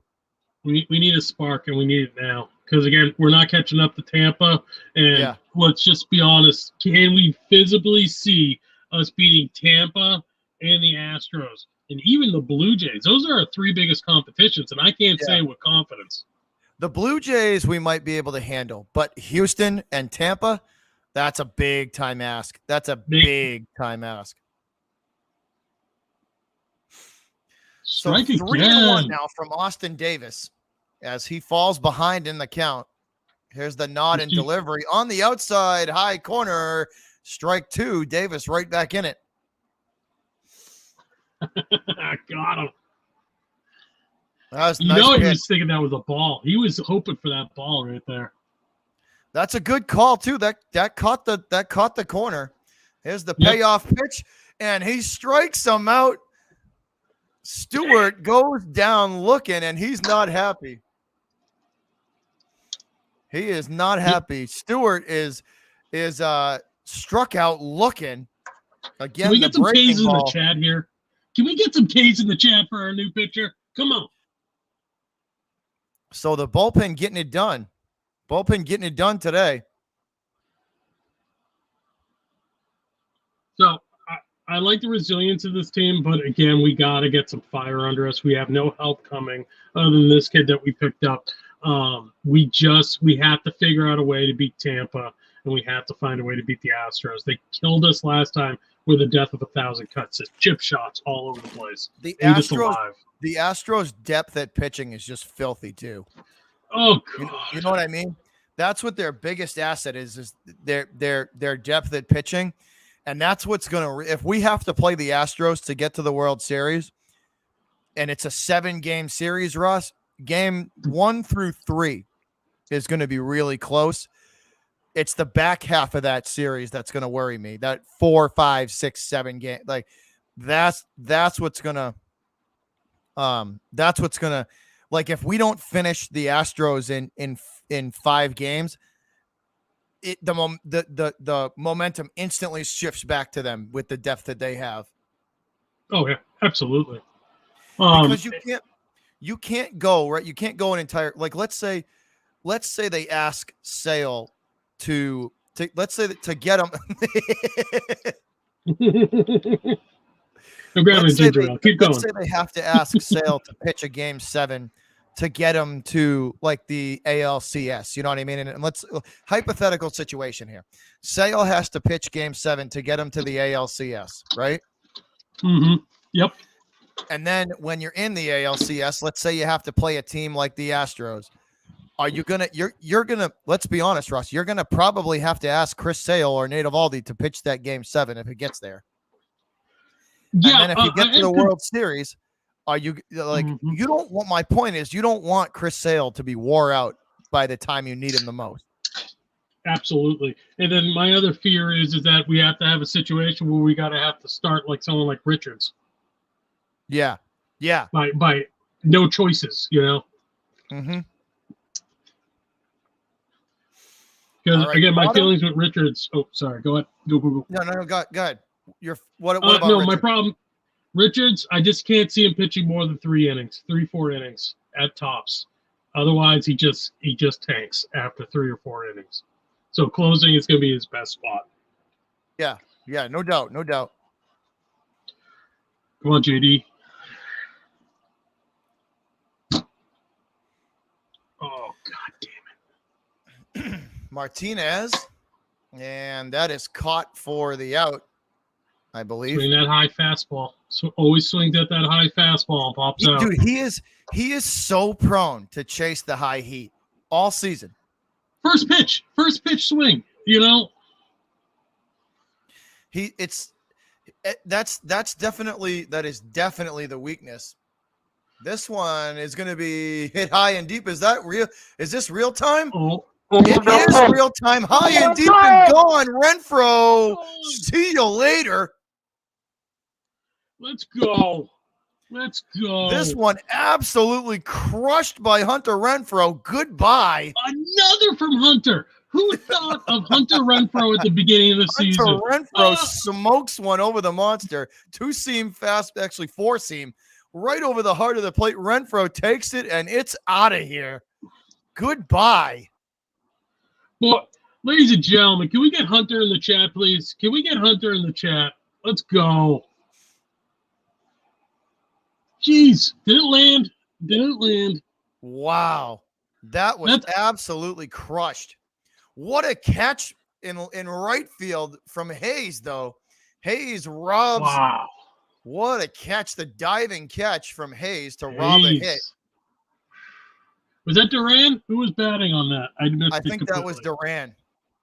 That kid, look at him. What a hit from Hunter Renfroe, though. That was absolutely crushed. And it's 16-2 now. Time to update that board, buddy. I mean, they are just absolutely hammering the baseball. Right? This is like they needed Dude, this though. To be if we get- perfectly honest, they needed it. So 1-1 on Christian Vasquez, trying to get him to chase that ball down in the dirt, breaking ball from Wynn. So here we go. This is an infielder pitching for the Orioles. They have officially run through their whole bullpen. This is an Oh, infielder no. pitching, and this one ripped into right, and that is caught for the out. Again, you know the game has gone poorly when you're having an infielder throw the ball around.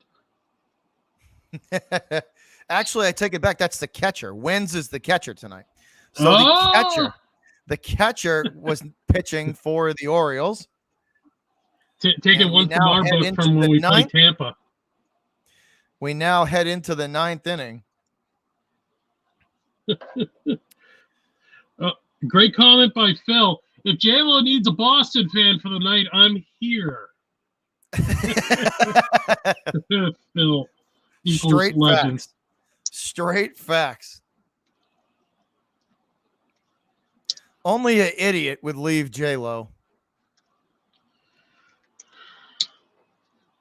But then again, A-Rod is a Sally. Again, like, how do you come to a baseball team? And let's just take the whole steroids thing off. You think you're going to come to the Yankees and take out Jeter for shortstop? Like, that takes some ego. That egomania. Like, again, I like Jeter. He's one of those players that I just respect. And he came into the Yankees, and he literally tried to take his job. Yeah. The ignorance and arrogance.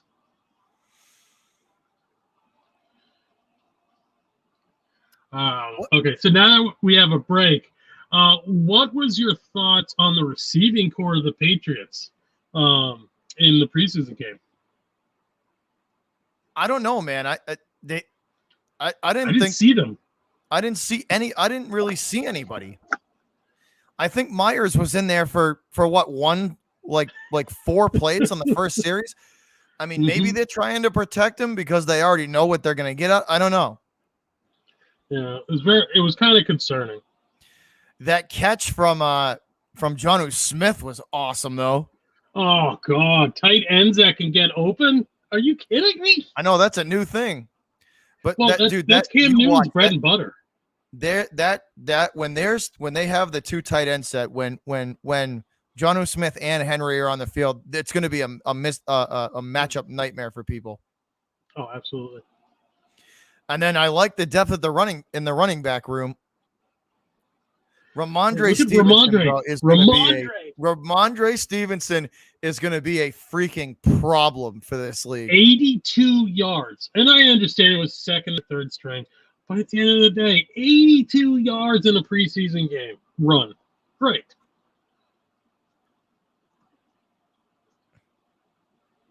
Hunter Renfroe, MVP from Phil. Renfroe has played phenomenal this year. What a pickup for the Sox that's been. Defensively and offensively, 13 outfield assists, and what you're getting from him at the plate, that's a pretty good pickup. But here's the top of the 9th. So this game is mercifully going to be over soon for the Orioles, because this has just been a drudging. Yeah, I mean, here's the other thing. What I like about Duran, personally, is he gets on base. Like, you saw him last night. I was at that game. Like, again, just guys who can get contact is a beautiful thing. You're talking Duran, right? The new kid? Yeah. Yeah. No, I think that, dude, there's big time potential there for him. Big time. So Martin Perez takes the mound for the Sox to try and finish this off. So the Orioles got 3 outs to get 14 runs, and that's going to be a miracle. Here's the 1-1 We from believe Perez. in miracles. Make it 1-2 as he will paint the outside high corner. Phil says, there goes our 14-run lead if Perez pitches.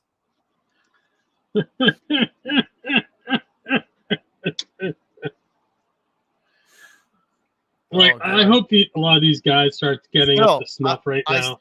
Phil, I said it earlier in the stream. Martin Perez is a dumpster fire floating down shit creek.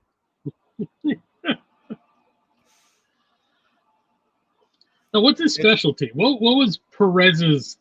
What made us grab him? What was his potential? I don't know, because they needed a warm body in the bullpen. Here's the 2-2 from Perez. He shakes the first sign off, gives the nod. Here we go. Swing and a miss, and he will get the strikeout. There we go, down to the final 2 outs. Leedy says Perez should be pitching every Red Sox game. I bet you wish, Leedy. You're lucky I don't have any of my OBS tools at hand, Leedy. You're lucky tonight. You get a stay of execution. But guess what? Tomorrow, or Monday, I should say Monday, we're going to be right back at it, and you're not going to be so lucky. Is he also a Pittsburgh Pirates fan? No, he is not. He tends to stick to just football. This one hit to short and taken and sent on to first base to Frenchie Cordero, and that's out number 2. So 1 away from closing this one out. 1 away from closing this game out. Trey Mancini looking on. Looking like somebody just took a shit in his cereal.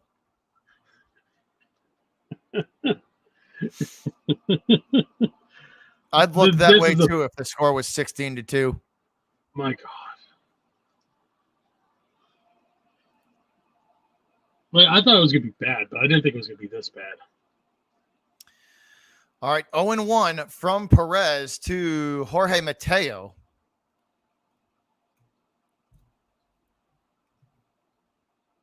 Mateo with the 0-1 count, facing Perez. Here's the kick and delivery. That is a dirt ball. That one will bounce before it even gets to the plate, and Mateo easily going to leave that one alone. Could have hit that on the bounce. Come on. It's like kickball.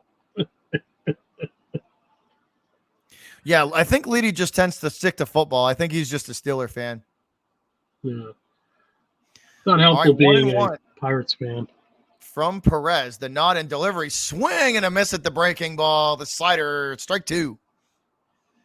And now the Orioles down to their final strike. And it looks like Chris Sale is going to get a big-time W here for the – what a welcome back party for Sale, huh? A hit fest and a massive dub. Here's the 1-2. Perez leans in. The kick and delivery. That one hit right back at him. Nice snag and over to first, and that's it. Sox get the dub.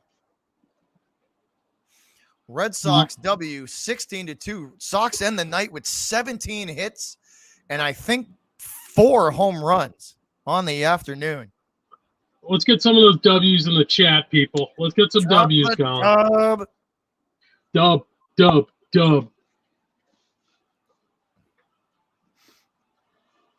Great game. Great batting. Hopefully we can keep this going with the tougher teams.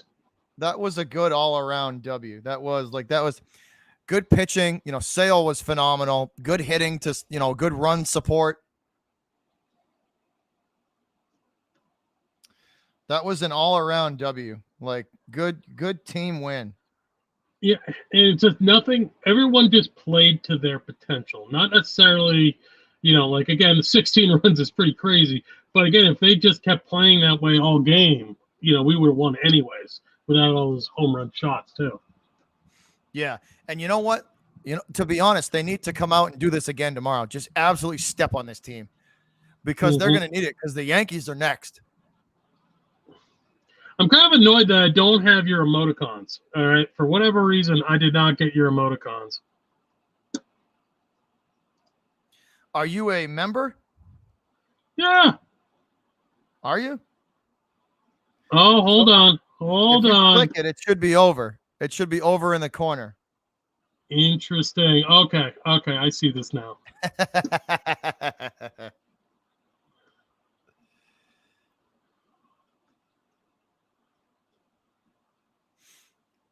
I think you're worth $3 a month. Let's take a look here. You don't got to do that, man. It's appreciated, though. I got to pay my future tab at San Diego's, remember? Hey, man, we got to hook that up. Anytime you're down here, you call me. We'll drink some cerveza at San Diego's. Oh, it's asking for security codes now. I got to work that out later, but you will see another member soon. Appreciate that, buddy. I ain't flashing. That was a good all-around win. That was a good one. They needed that one on Chris Sale. If they lost on his return, that would not have been good. But I think Cora did the smart thing. You let him be dominant. You let him show that he's back. You get his confidence up. 8 strikeouts on probably, I think, like 80, 85 pitches. Just, you know what I mean? Like, you do that with the Peyton 5-head. As a victory for all you guys out there, here is the Peyton Trophy for Big Head Sports.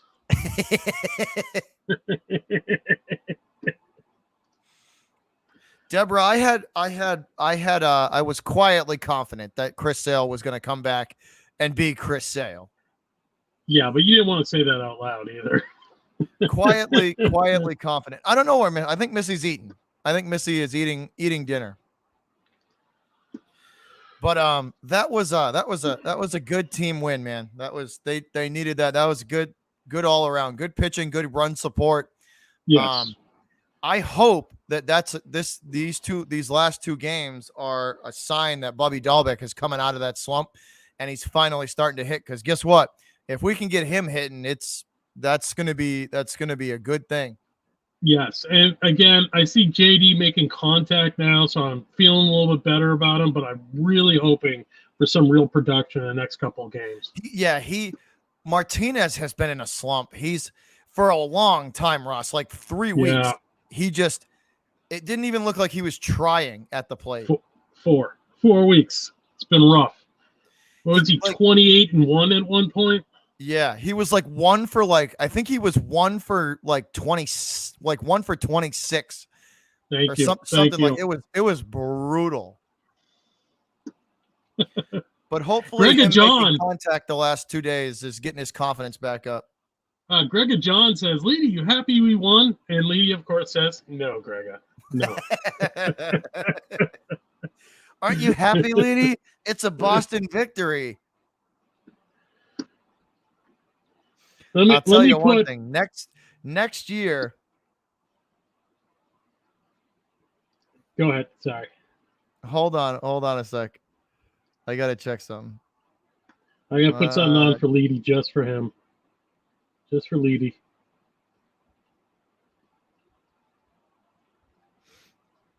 There we go. Just for Leedy. Oh, Lawrence added into the 5 movie thing. Oh, very good. He said I had to find a spot for Tombstone. Tombstone, excellent movie. Oh, yeah. If you saw mine, it's a lot of trash action movies. I couldn't sneak in Big Trouble in Little China, but I got most of my favorites out there. I'll give you 3 right now. I'll give you Heartbreak Ridge. I'll give you Remember the Titans and Tombstone as 3 out of the 5. Oh, good films. I got Maverick on there. Maverick, I like the comedy. And do I count the Star Wars trilogy as 1, or do I? That's what I did. I cheated. I did 6. So again, I did the Star Wars movies. I did John Wick movies. Let's see. Oh, John Wick 1 was really good. Yeah. Again, it's like a story. I can't say no to it. I would probably put John Wick as John Wick as one of my honorable mentions. If I could put an honorable mention in there, for sure. All right, here's my top 6. Here we go. Lord of the Rings, all of them. I don't care. Original Star Wars trilogy, original. Bourne Identity movies, John Wick films, Major League, and Maverick with Mel Gibson. Not the TV show with Garner. I think I got mine. All right, so here's mine. Here's mine. Top Gun. Yes. Top Gun. Heartbreak Ridge. Remember the Titans. What? Oh God. I just had it. All right. So Top Gun, Heartbreak Ridge, Remember the Titans, the Star Wars trilogy, and I'm gonna have to go with probably Major League as the last one, and then an honorable mention would be. I like a lot of old school movies, so I'm gonna go with probably the third Lord of the Rings, the final one. Yeah, I go with the whole trilogy because I can't not just watch one of them. I'm just that kind of nerd. I have to see the end of the story. 2 and 3 were excellent. Yeah. Two was really slow up until the battle at Helm's Deep. But the battle at Helm's Deep, that whole half hour, phenomenal. The whole half hour that was the battle at Helm's Deep, phenomenal. Wonderful. Yeah, absolutely. I will definitely give you that. And Legolas, aka Orlando Bloom, was a freaking badass in that movie. I was more of a Gimli guy, but you can tell why. I did play that for Halloween pretty easily. The dwarf, though. He was hilarious. He was good in the whole movie. The funniest parts were when Legolas would go and get a bunch of guys, and he'd be counting them as he'd be shooting them with the arrow, and Gimli would just look at him and be like, "That only counts as one." And by the way, do you like my Tom Brady serial killer? You don't like avocado on your toast? I do, dude. Have you seen like some of the memes with him and Tony Dungy? Dude, I was crying. That's where I stole the Photoshop from. Yeah, that's where I stole the face from. It was some of the memes of him and Tony Dungy were freaking hilarious. Ooh, Gregor makes a good one too. Scarface is a phenomenal movie too. I forgot about Scarface. I forgot about Tombstone, and most annoyingly, I forgot about your other one there. What was the other classic? Tombstone. Yeah, Tombstone. Top Gun. I completely slept on that. Heartbreak Ridge is probably one of my favorite Clint Eastwood movies ever. So good. So Such a good movie. Every time it comes on TNT, I have to watch it. It's stupid. It's such a good flick. Hey, Clemson, this is the poster he has above his bed right here. The crazy-eyed Tom Brady coming after him. I saw one that was wicked. It was really good. It was the Michael Myers with Tom Brady's head attached. Oh no, I didn't think of that. Damn it. I'm losing my Photoshop cred here. It was the Michael Myers guy with the head with Tom Brady. It was dude, I saw it. It was like midnight, and I just burst out. I woke the girlfriend up and everything. Burst out laughing and everything. I thought American Psycho was a little bit better for Tom Brady and his personality. You know, like, you don't like avocado toast. How dare you? I will end you. Okay, I gotta ask you. Everyone in here, I assume a lot of Pats fans are also Brady fans in here. Are any of you going to actually drop any cash on TB12 method? So here's my take on Brady, right, Ross? I'll root out when he takes, if it's pregame and he's going to run out onto the tunnel and in Gillette, and I'm sure. And I think this is the reception that he's going to get when he goes to Foxborough. I think that they're going to cheer him before and after the game. But you got to remember, he doesn't wear the Flying Elvis anymore. He's not on our team. You Nope. can cheer him before and after and appreciate what he did for this organization for 20 years. But during the game, that's 60 minutes. He's on the opposite team, man. He's for that 60 minutes, you have to treat it like he's no other, like he's from the other team. Well, I'm again, gonna- You know go what I ahead. mean? He for that Oh, yeah. 60 minutes, he's the enemy. And then when the game ends, you can root for him again out of Mhm. gratitude for what he did. But the 60 minutes during the game, he don't wear the flying Elvis. He's an enemy. You know what I mean? Yep. I always believe Brady was an intricate part of the Patriots dynasty, but at the end of the day, I'm not going to agree with Twitter sycophants who are going to say he was the system. I'm tired of hearing that argument that we were trash without him, we were nothing without him. McDaniels and Belichick developed the system. Yeah. And here's the thing. I respect Brady for everything he did on that field. But at the end of the day, on game day, I want blitzes. I want him to be uncomfortable as humanly possible. And then we'll cheer for him at the end when he loses. No, it's Belichick's job to beat him. He's the quarterback of the opposing team. You know? It's Gerard Mayo and Bill Belichick's job to make Brady's life miserable in that game. Oh, Hightower, he's been waiting for this. I tell you what, though, Perkins is going to be a problem for this league. Ooh, yes. Perkins is going to be a problem for this league. He's going to be really good. You add in like Lawrence Guy and Barmore up front, right? Lawrence Guy and Barmore up front with, Van Noy and like these guys that can just fly around for the linebacking core. That D is going to be good. They got some stuff to iron out. Don't get me wrong. They got some stuff to iron out, but that defense for the Pats is going to be very, very You good. did not like Van Noy coming back. You did not like that at all. Me? Well, yeah. Have you changed your opinion? Yes. I just thought, I don't know. I guess they got him for good money, and he knows the system, and he's going to be a good locker room guy. I kind of understand it better now I get it. I get it better now why they, I mean? Like, to me, it's like you just have to, like, I don't know. I don't know. I can understand why they brought him back, but it's just like, I don't know. It's purely locker room. Yeah. And again, I'd like it, but I hope we don't lose someone like Wino because he's a developing talent just to keep a veteran who is probably going to play one or two more seasons. Yeah, just to keep a guy down because Kyle Van Noy came back. Yeah, I hear that.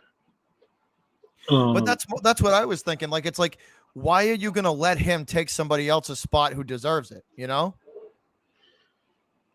Exactly. And I'm not saying Wino deserves it anymore. It all depends on what they see in practice and OTAs. But at the end of the day, Wino is a developing talent. Everyone expecting him to come out hardcore last season was expecting way too much. He's a developing linebacker with possible great edge rush. I'll tell you what kind of worried me though. Kyle Duggar got burnt a couple of times yesterday. That was yes. Duggar did not have, I mean, granted it's game one, but he did not have a good game. He got burnt a couple of times, and he was that touched the first touchdown that Washington scored. He was the one out of position. Oh, absolutely. I think the thing is when it comes to game time, right now, preseason is going to help these guys get ready for game form. And let's be honest, he was going up against second string guys. He should not be getting burnt like that. But I will give him the benefit of the doubt because it's preseason. God, Bobby Dahlback looks like he's 12. Jesus. You see him here? He looks like he could literally play high school baseball. Do you think they had to custom his jersey and hat? I love this. So Chris Sale back 1-0, 5 innings pitched, 6 hits, 0 walks, and 8 Ks. That's a nice return. this bullpen hopefully will start feeling the fire under them and start just throwing heat. I want to see this bullpen come alive, and I don't want to go to a game, which you see I go one every probably 1 or 2 weeks, I don't want to see this bullpen struggle as it has. It's no. You know what they need to start doing, Ross, and it's going to be a matter of time before they start doing it too. They're going to have to start weeding out guys. It's like, all right, here's our core 4 bullpen guys we're going to use, and everybody else is just a reserve. You know what I mean? Because that time, that push for the playoffs is now. No more farting around. No more experimenting for core. It's like, pick your 4 bullpen guys that you're going to use. It's time to start weeding out who's just a depth guy and who's going to be on who's going to be a part of this playoff run. Yeah. But again, like me, I'm a Boston fan, and I love Core, what he's done. I think I'm giving him the benefit of the doubt this season to work the kinks out, especially since he got no support. Oh, I was extremely happy when they brought Cora back. I wanted him back. I wanted him because when they brought him back, you saw the attitude of the team change. You saw the morale, everything changed about the team. He tunes back into the screen. JD Bold as soon as it says, "No more farting around." Thank you, JD Bolt. You can pop back in. You know how it is, JD. Well, that's funny because your buddy Pete that was on here, I followed a guy named JD because I thought that was JD. I have no idea who this JD person is that I followed on Twitter. I have no clue. And I said he had a great hat. I feel very stupid right now. JD Rants on Twitter is JD. Okay, so JD, that's someone else, not Pete. Yeah. Pete McDevitt is the Pete McDevitt show on Twitter. Okay. I got to send that over to Pete McDevitt. That was who that was supposed to be for. Oh man. Sorry, I got your name wrong, Pete. But that was we needed that though, Ross. We needed this dub. This was big for the Sox, big for momentum. Massive. And you know what? Honestly, I hope they come out and do the same thing. I don't want to see them take their foot off the gas at all. If they got to win, I hope they win 12-0 tomorrow. You know what I mean? Like just foot to the floor and just keep it rolling. Because guess what? The Yankees are up next, and they're not gonna. You know what I mean? They're not the Orioles. Big difference there. Oh, and again, it's the Orioles. Everyone's going to say that. But every team is a threat in the MLB, you know. But I would like to see this happen to, say, the Blue Jays or someone who's going to be a little bit more difficult in our path to the playoffs. That's what if we sweep the Yankees, then it's like, okay, now we're rolling. Now we're back. Now we're back rolling. We're you know what I mean? All right, what's Pete's handle? Pete at... It's if you just type the Pete McDevitt show, it looks like it's like the Mickey Mouse like white glove hand as a logo. You'll see it. It's white and red. All right. I got Pete McDevitt, but I don't think that's the same person. It's got a rocket on it. All right, I'll figure it out later. You want me to put up you want his YouTube channel or his Twitter? Just his Twitter. All right, hold on. I'll get it to you. I got you. You're good. I don't want to waste your screen time on that. You're good. Hold on. Let me get it. I got you. Hold on a sec. Where are you, Pete?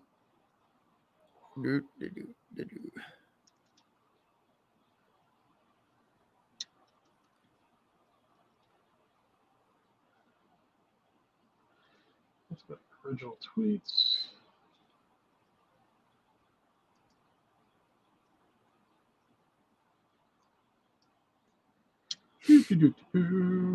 All right, I got you. Hold on. Let me send this link over to you right now.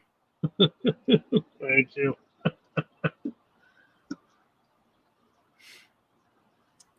Sorry, JD. No, nothing against you, but that was supposed to be for Pete. But again, I'll send some love your way. Don't worry. Oh, that's funny. This is what happens with old age. It's terrible.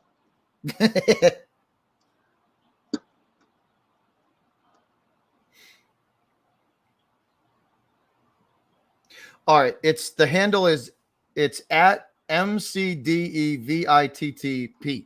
That's what it is. Okay, thank you. That's what I was getting wrong. That's what I was doing. It's his name backwards. So that's the handle. Thank you. But again, great showing by the Red Sox. I like to see this spark again. Yeah.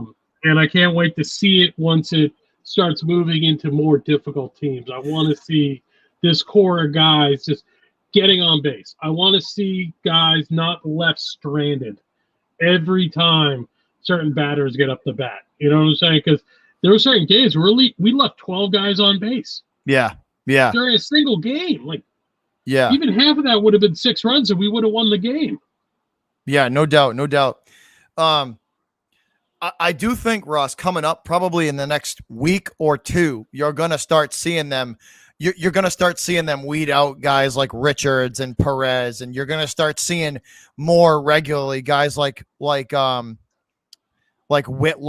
and Sawamura, and you're going to start. They're going to start. Kind of like weeding out. Okay, what's going to be who's our go-to 4 guys in the bullpen? What's this pitching rotation look like for for September? That they're going to start doing that soon. Oh, he's got the Mickey Mouse glove on there now. Yeah, there you go. Yeah.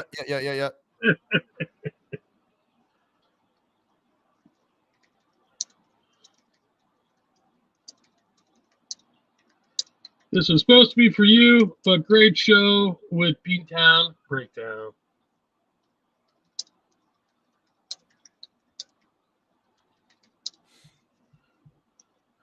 Are you old enough where you type with one finger all the time yet? Oh, I am a terrible typer, bro. Terrible. All right. The girlfriend laughs at me because I do the one finger type. My wife gets me on that. She does. She's just far smarter than me. I know this.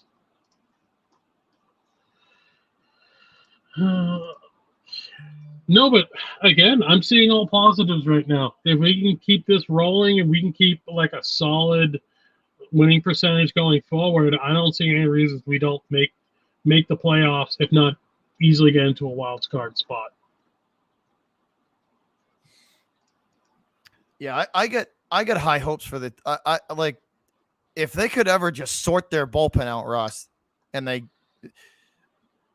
it's going to be interesting. The next month is going to be very interesting. Absolutely. Again, there's things I want to see, but again, they're showing that they can improve. And again, and Sale is going to be that jolt of energy they need. I think he's going to produce I think he's going to give them a nice little boost of energy, a nice little kick in the ass. This kid does not, like, you saw him yelling in the dugout when we lost to Tampa Bay. He was furious. Yeah. It made me think of Ortiz back in the day when he broke that phone. He was not amused. So according to this stat, Chris Sale threw the sinker 52% of the time, the changeup 28%, and only 20% of the time did he use his slider. So maybe not wanting him to stretch the slider with the elbow too soon. Yep. Again, that's why they only had to pitch 5 innings. I think it was smart to get the game off to a good note. Because the sinker and the splitter are very similar. It's just all in how you hold it. Mm-hmm. They're pretty much the same pitch. It's just a wider grip on one than the other. You know what I mean? We've got a question from Phil. Cool genuine Phil. How many games will the Pats win? So my ceiling was 10. Based on this, 10 was the bottom, 14 was the high. I don't see a Super Bowl run. It's possible if everyone plays up to their potential, but this is a team that has not actually played a full game together with most of the talent together. So I will say playoffs, but I cannot say Super Bowl just yet. So between 10 and 14 wins. I think What's your thoughts? realistically, if they get ousted in the second round, that's an achievement. I'm thinking they could win the wild card. They could probably win a wild card game and probably get bounced in the next round. That would be my realistic expectation. In case Phil's not listening, I But typed it in the chat. a wild card win for them, I think would absolutely be in play if everybody plays up their potential. I just think once they get into that second round of the playoffs, it might be, and you up the caliber even more. I think that's going to be tough for them to compete. But a first round playoff win, I think that's in play.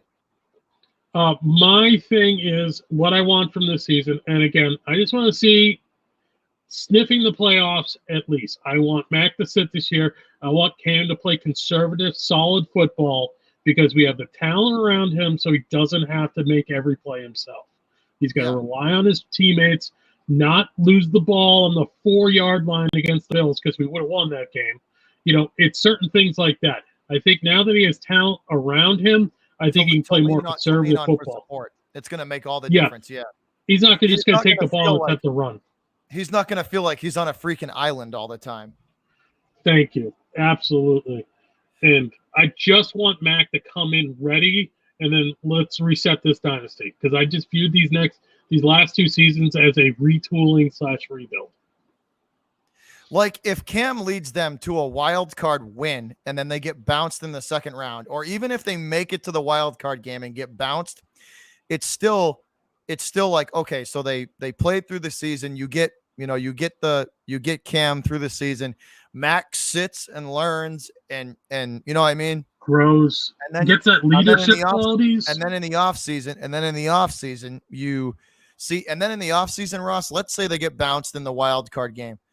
That's when the real competition for the QB1 will start. That's because this year I don't think it's a competition. The Boston media might try and push it, but it's not really a competition. Cam is going to start. Cam is going to start. Yeah, and I understand people's concerns. Next season is the real quarterback competition for that QB1. That's when it's really going to be a true. That's when it's going to be a true situation where it's. If Cam's not playing good and Max, then he will go with Jones next year. But this year, I think Cam literally has to fall flat on his face for him to get I would rather have Hoyer the Destroyer tank the rest of the season than put Mac Jones in too early, no matter what happens. Yeah. He can hand the ball off or do little chuck passes for the rest of the season. I do not want Mac ruined. I don't. Phil, I think that's exactly how they're going to work it. They're going to lean on the run game and the defense to carry them through. We won many a championship. They have 4 more than capable running backs of getting 3 yards a carry. Absolutely. Ramondre Stevenson, Harris, White. I mean, if White has a stellar year, he's good in the passing game and he's fairly good in the run game. I wish Burkhead was still there, but that injury just took it all out of him. We have a very good stable of running backs.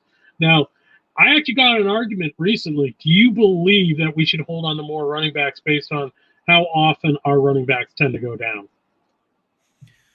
The only running back that I would not mind getting rid of is Sony Michel. Well, here's the thing. If it comes down to picking like J.J. Taylor or Sony Michel to make the 53-man roster, I'm taking J.J. Taylor because you want to know why? What matters more, Ross? Running backs or receivers? You got to go with the Swiss Army guys. They need Bourne. Listen, to me, this is how I feel. They need Bourne. They need Aguilar. They need their receiving core healthy, right? Yeah. And J.J. Taylor takes up a need where they don't have to put a receiver to catch punts. True. I mean, again, Belichick likes versatile guys, and is Sony Michel in this future team, is he versatile enough to be able to also catch passes, run the football? No, he's not. That's what I'm saying. J.J. Taylor has more value to me has more versatility and value to me than Sony does. Yeah. Again, it And was that's the why reason I that feel comfortable trading him for like a cornerback 4 or 3, something like that. I would absolutely make that trade because we're going to need the cornerback depth too, because those guys are going to be platooning in and out the whole season too. That's just me. That's how I feel. I would be fine with trading Sony for the right ask. Well, yeah, that brings me up to the infamous Amendola Belichick conversation. It's like, oh, he's willing to do special teams. This one we're talking about Edelman. He's willing to do special teams. Like, you gonna respond to that? And he said, no, he can keep special teams. Belichick does not like one-dimensional players. He likes guys that can work in multiple positions and do what is expected. Because look at Gunner. Like, again, he's not a top 10 receiver by any means, but you could throw him in if injuries happen. He'll catch a football. Yeah. It's guys like that go far in this organization. Well, that's what I mean. Like Taylor can be a.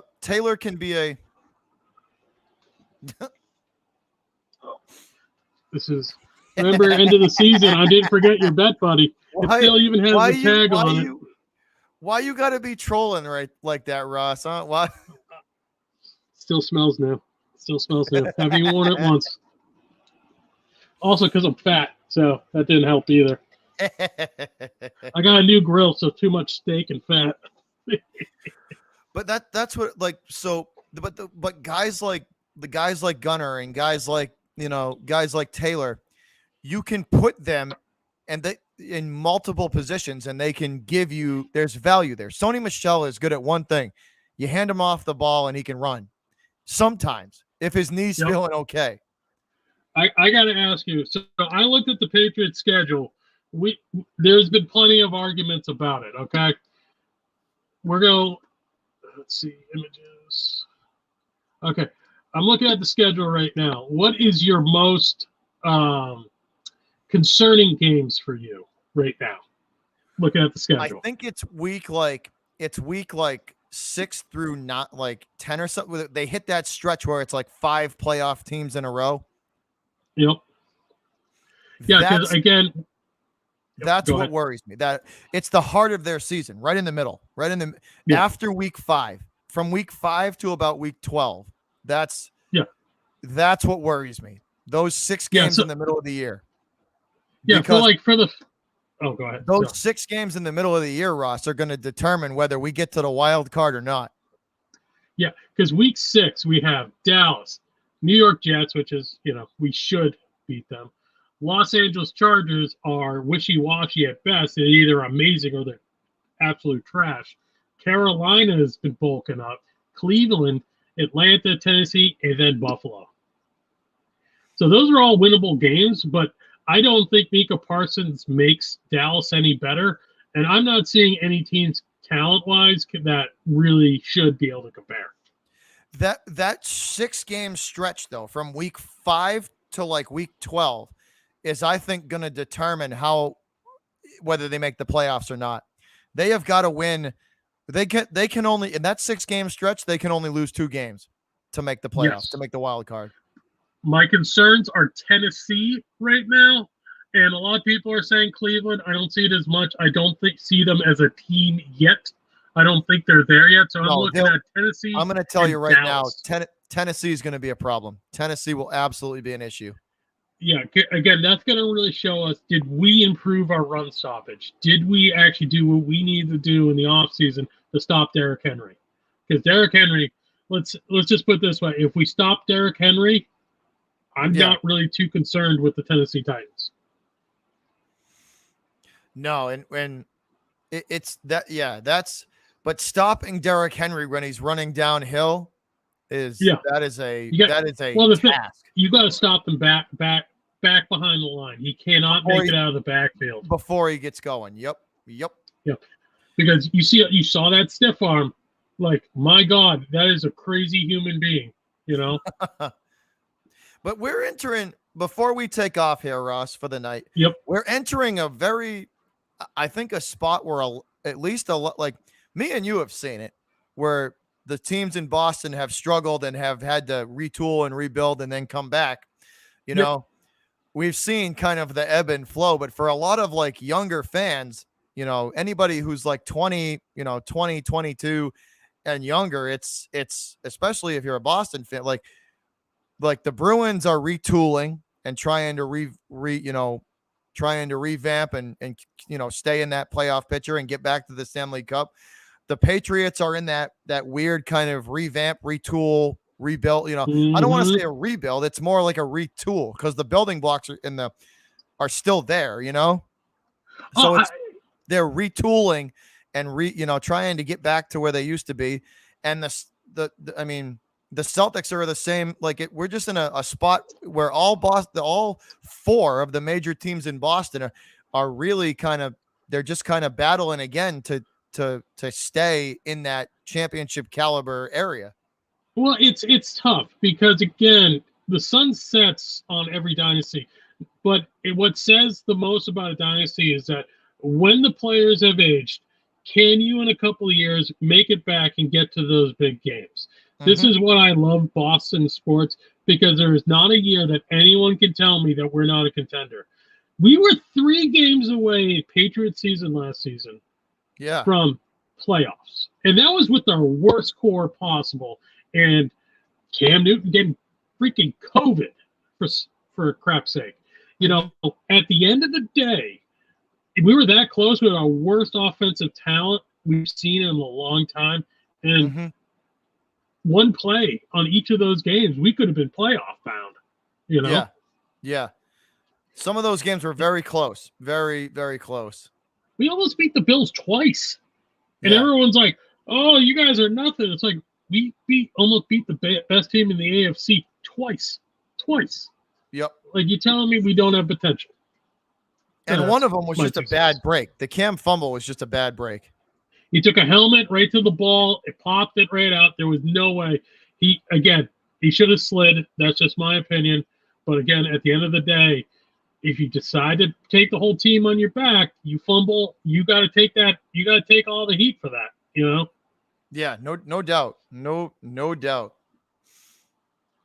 Right now they're talking to Chris Sale, guys. So before we close it out, that was a good win though, man. That was a good win. Sale looked fantastic. It's good to see like the arm, it's reassuring for Red Sox Nation to see that Sale's back and it looks like he's going to be just fine.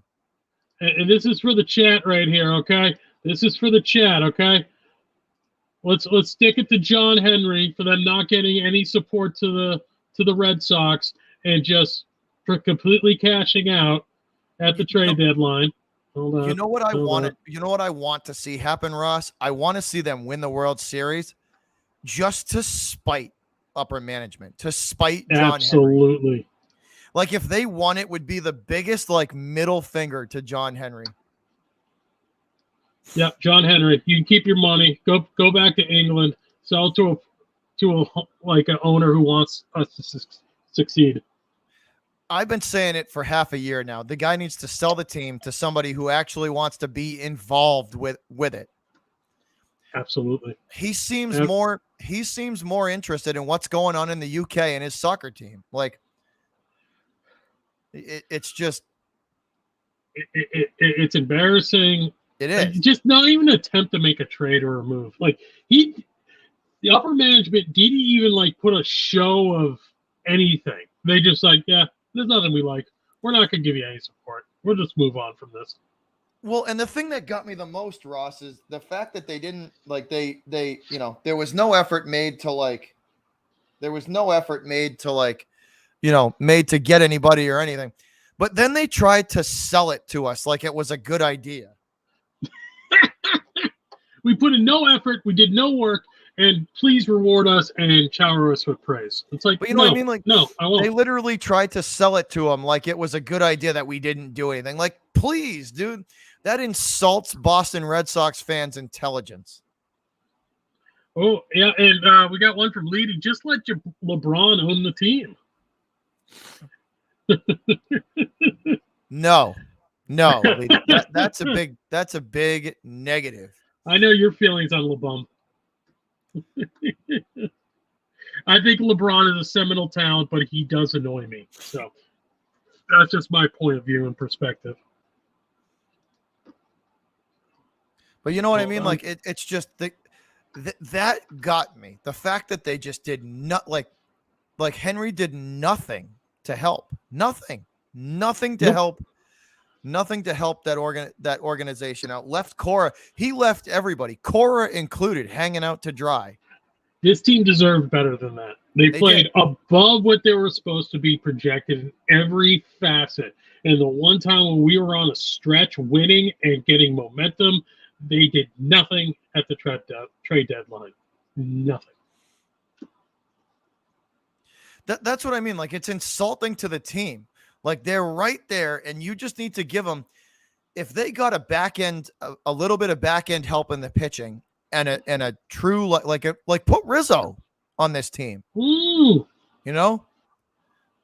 Put Rizzo on and you didn't have to overpay to get Rizzo, you know, like, I don't know. It just, it just insulted my intelligence as a Red Sox fan. It's like, no, like, that's terrible. Like, if you're just going to openly abandon the team and just be like, you're on your own, guys. Yeah, no way. No. What are we doing here? Like, it's just honestly, what are we doing here? Because again, we had a sure shot. And like, again, I'll get arguments with fans from other fan bases. It was like, well, it's not your year. It wasn't your year from the get-go. It's like players dictate whether that's going to be their year. And we showed we were top of the division for half the season. Are you telling me now, all of a sudden, we're not a contender, that it wasn't our year, and that I'm overreacting, saying that there was nothing John Henry could have done? Don't give me that. Don't tell me I'm getting hot about it, because an owner's job to give their team every chance for success. Yeah, no, it should insult your intelligence as a Red Sox fan that he literally just left them hanging out to dry and said, "Okay, guys, you're on your own." Yeah. And he's openly said it, that it was because of the luxury tax. He didn't want to spend into the luxury tax. And I got something to say for us. You know what that tells me? You know what that tells me as a Red Sox fan, right? That tells me that John Henry, that tells me that a championship for the Red Sox organization isn't worth $700,000. Yep, he didn't want to pay the luxury tax. And here's the thing. This is what we're going to be cracking open, okay? All right? Vintage $130 bottle of Scotch whiskey. The Lagavulin, that's a good bottle there. But especially if we win the Super Bowl or if we win the World Series, you and me are going to be cracking this on stream. I'm telling you that right now. That's a good bottle. I got a what is that? There's a bottle of, I haven't opened it yet. I think it's the double black from Johnny Walker. Ooh, that's danger zone for me. That's danger zone. Yeah, I'm pretty sure I think it's double black. It's some high-end Johnny brand. Yeah, I mean, it's either I go low ball Jameson or I go high ball Lagavulin. I like Johnny Walker, but I don't like they're overcharged for it. Yeah, it's mostly that you're paying for the name. You're paying for the Johnny Walker name. I mean, again, I got some that's made by literally Guinness making Scotch whiskey, for a 30-year Scotch, for half the price. It's like that Jameson Cooper's Craws is delicious. That's my drink, man. I had to give up beer. I got old. I couldn't handle you can't get it anymore. In the U.S., right? You can't get it in the U.S., right? No, I can't. I got family and friends in Ireland, so they ship it to me. Yeah, you can have it shipped. I've had friends buy it and then ship it to me. One of the secretaries from my father's company goes to Ireland and back, and she always brings like 3 or 4 bottles of it back. So that's how we get it. You said Cooper's Cross? Is that what it was? The Cross, Croze. Croze. Okay, there we go. Okay, I'll ask my buddy, see if he can send a few bottles our way. Have you ever drank it? I have not. Last time I was there. Dude, It's good. It's really good. Are we talking on the level of poutine? Like, are we that kind of Irish moonshine situation or no? It's Johnny Blue level smooth. I would go Johnny Blue level smooth / Macallan 18 smooth. Ooh. It's good. Really good. I might have to have a case shipped to me. Like me and Pops drank a half a bottle one night and didn't even notice it. And then it was like, hey, it's 11:30 in the morning. The next morning when we both woke up. No, it's delicious, man. It's really good. Really, really good. Oh, you can get it in the States now. Look at this. Can you? You didn't use Yeah, big bottle. You couldn't use 750 mil. Yeah, $60 a bottle. Cooper's Craws. It's good, man. It's like $65-$70 a bottle, right? But it tastes like it tastes like $130. Again, like if I don't have to spend money, I'm willing to spend money on good things. But if I don't have to get the same quality, I'll spend less money. Trust me. Oh yeah. You know how many scotches, single malts I've run into that are like $45 that taste like they're $90 bottles of scotch? A lot. Yeah. When you have a second, look up Spirit of Dublin. Look at the proof on that. That's what I was drinking last time I was in Dublin and Athlone. So good. What's the percentage on Spirit of Dublin?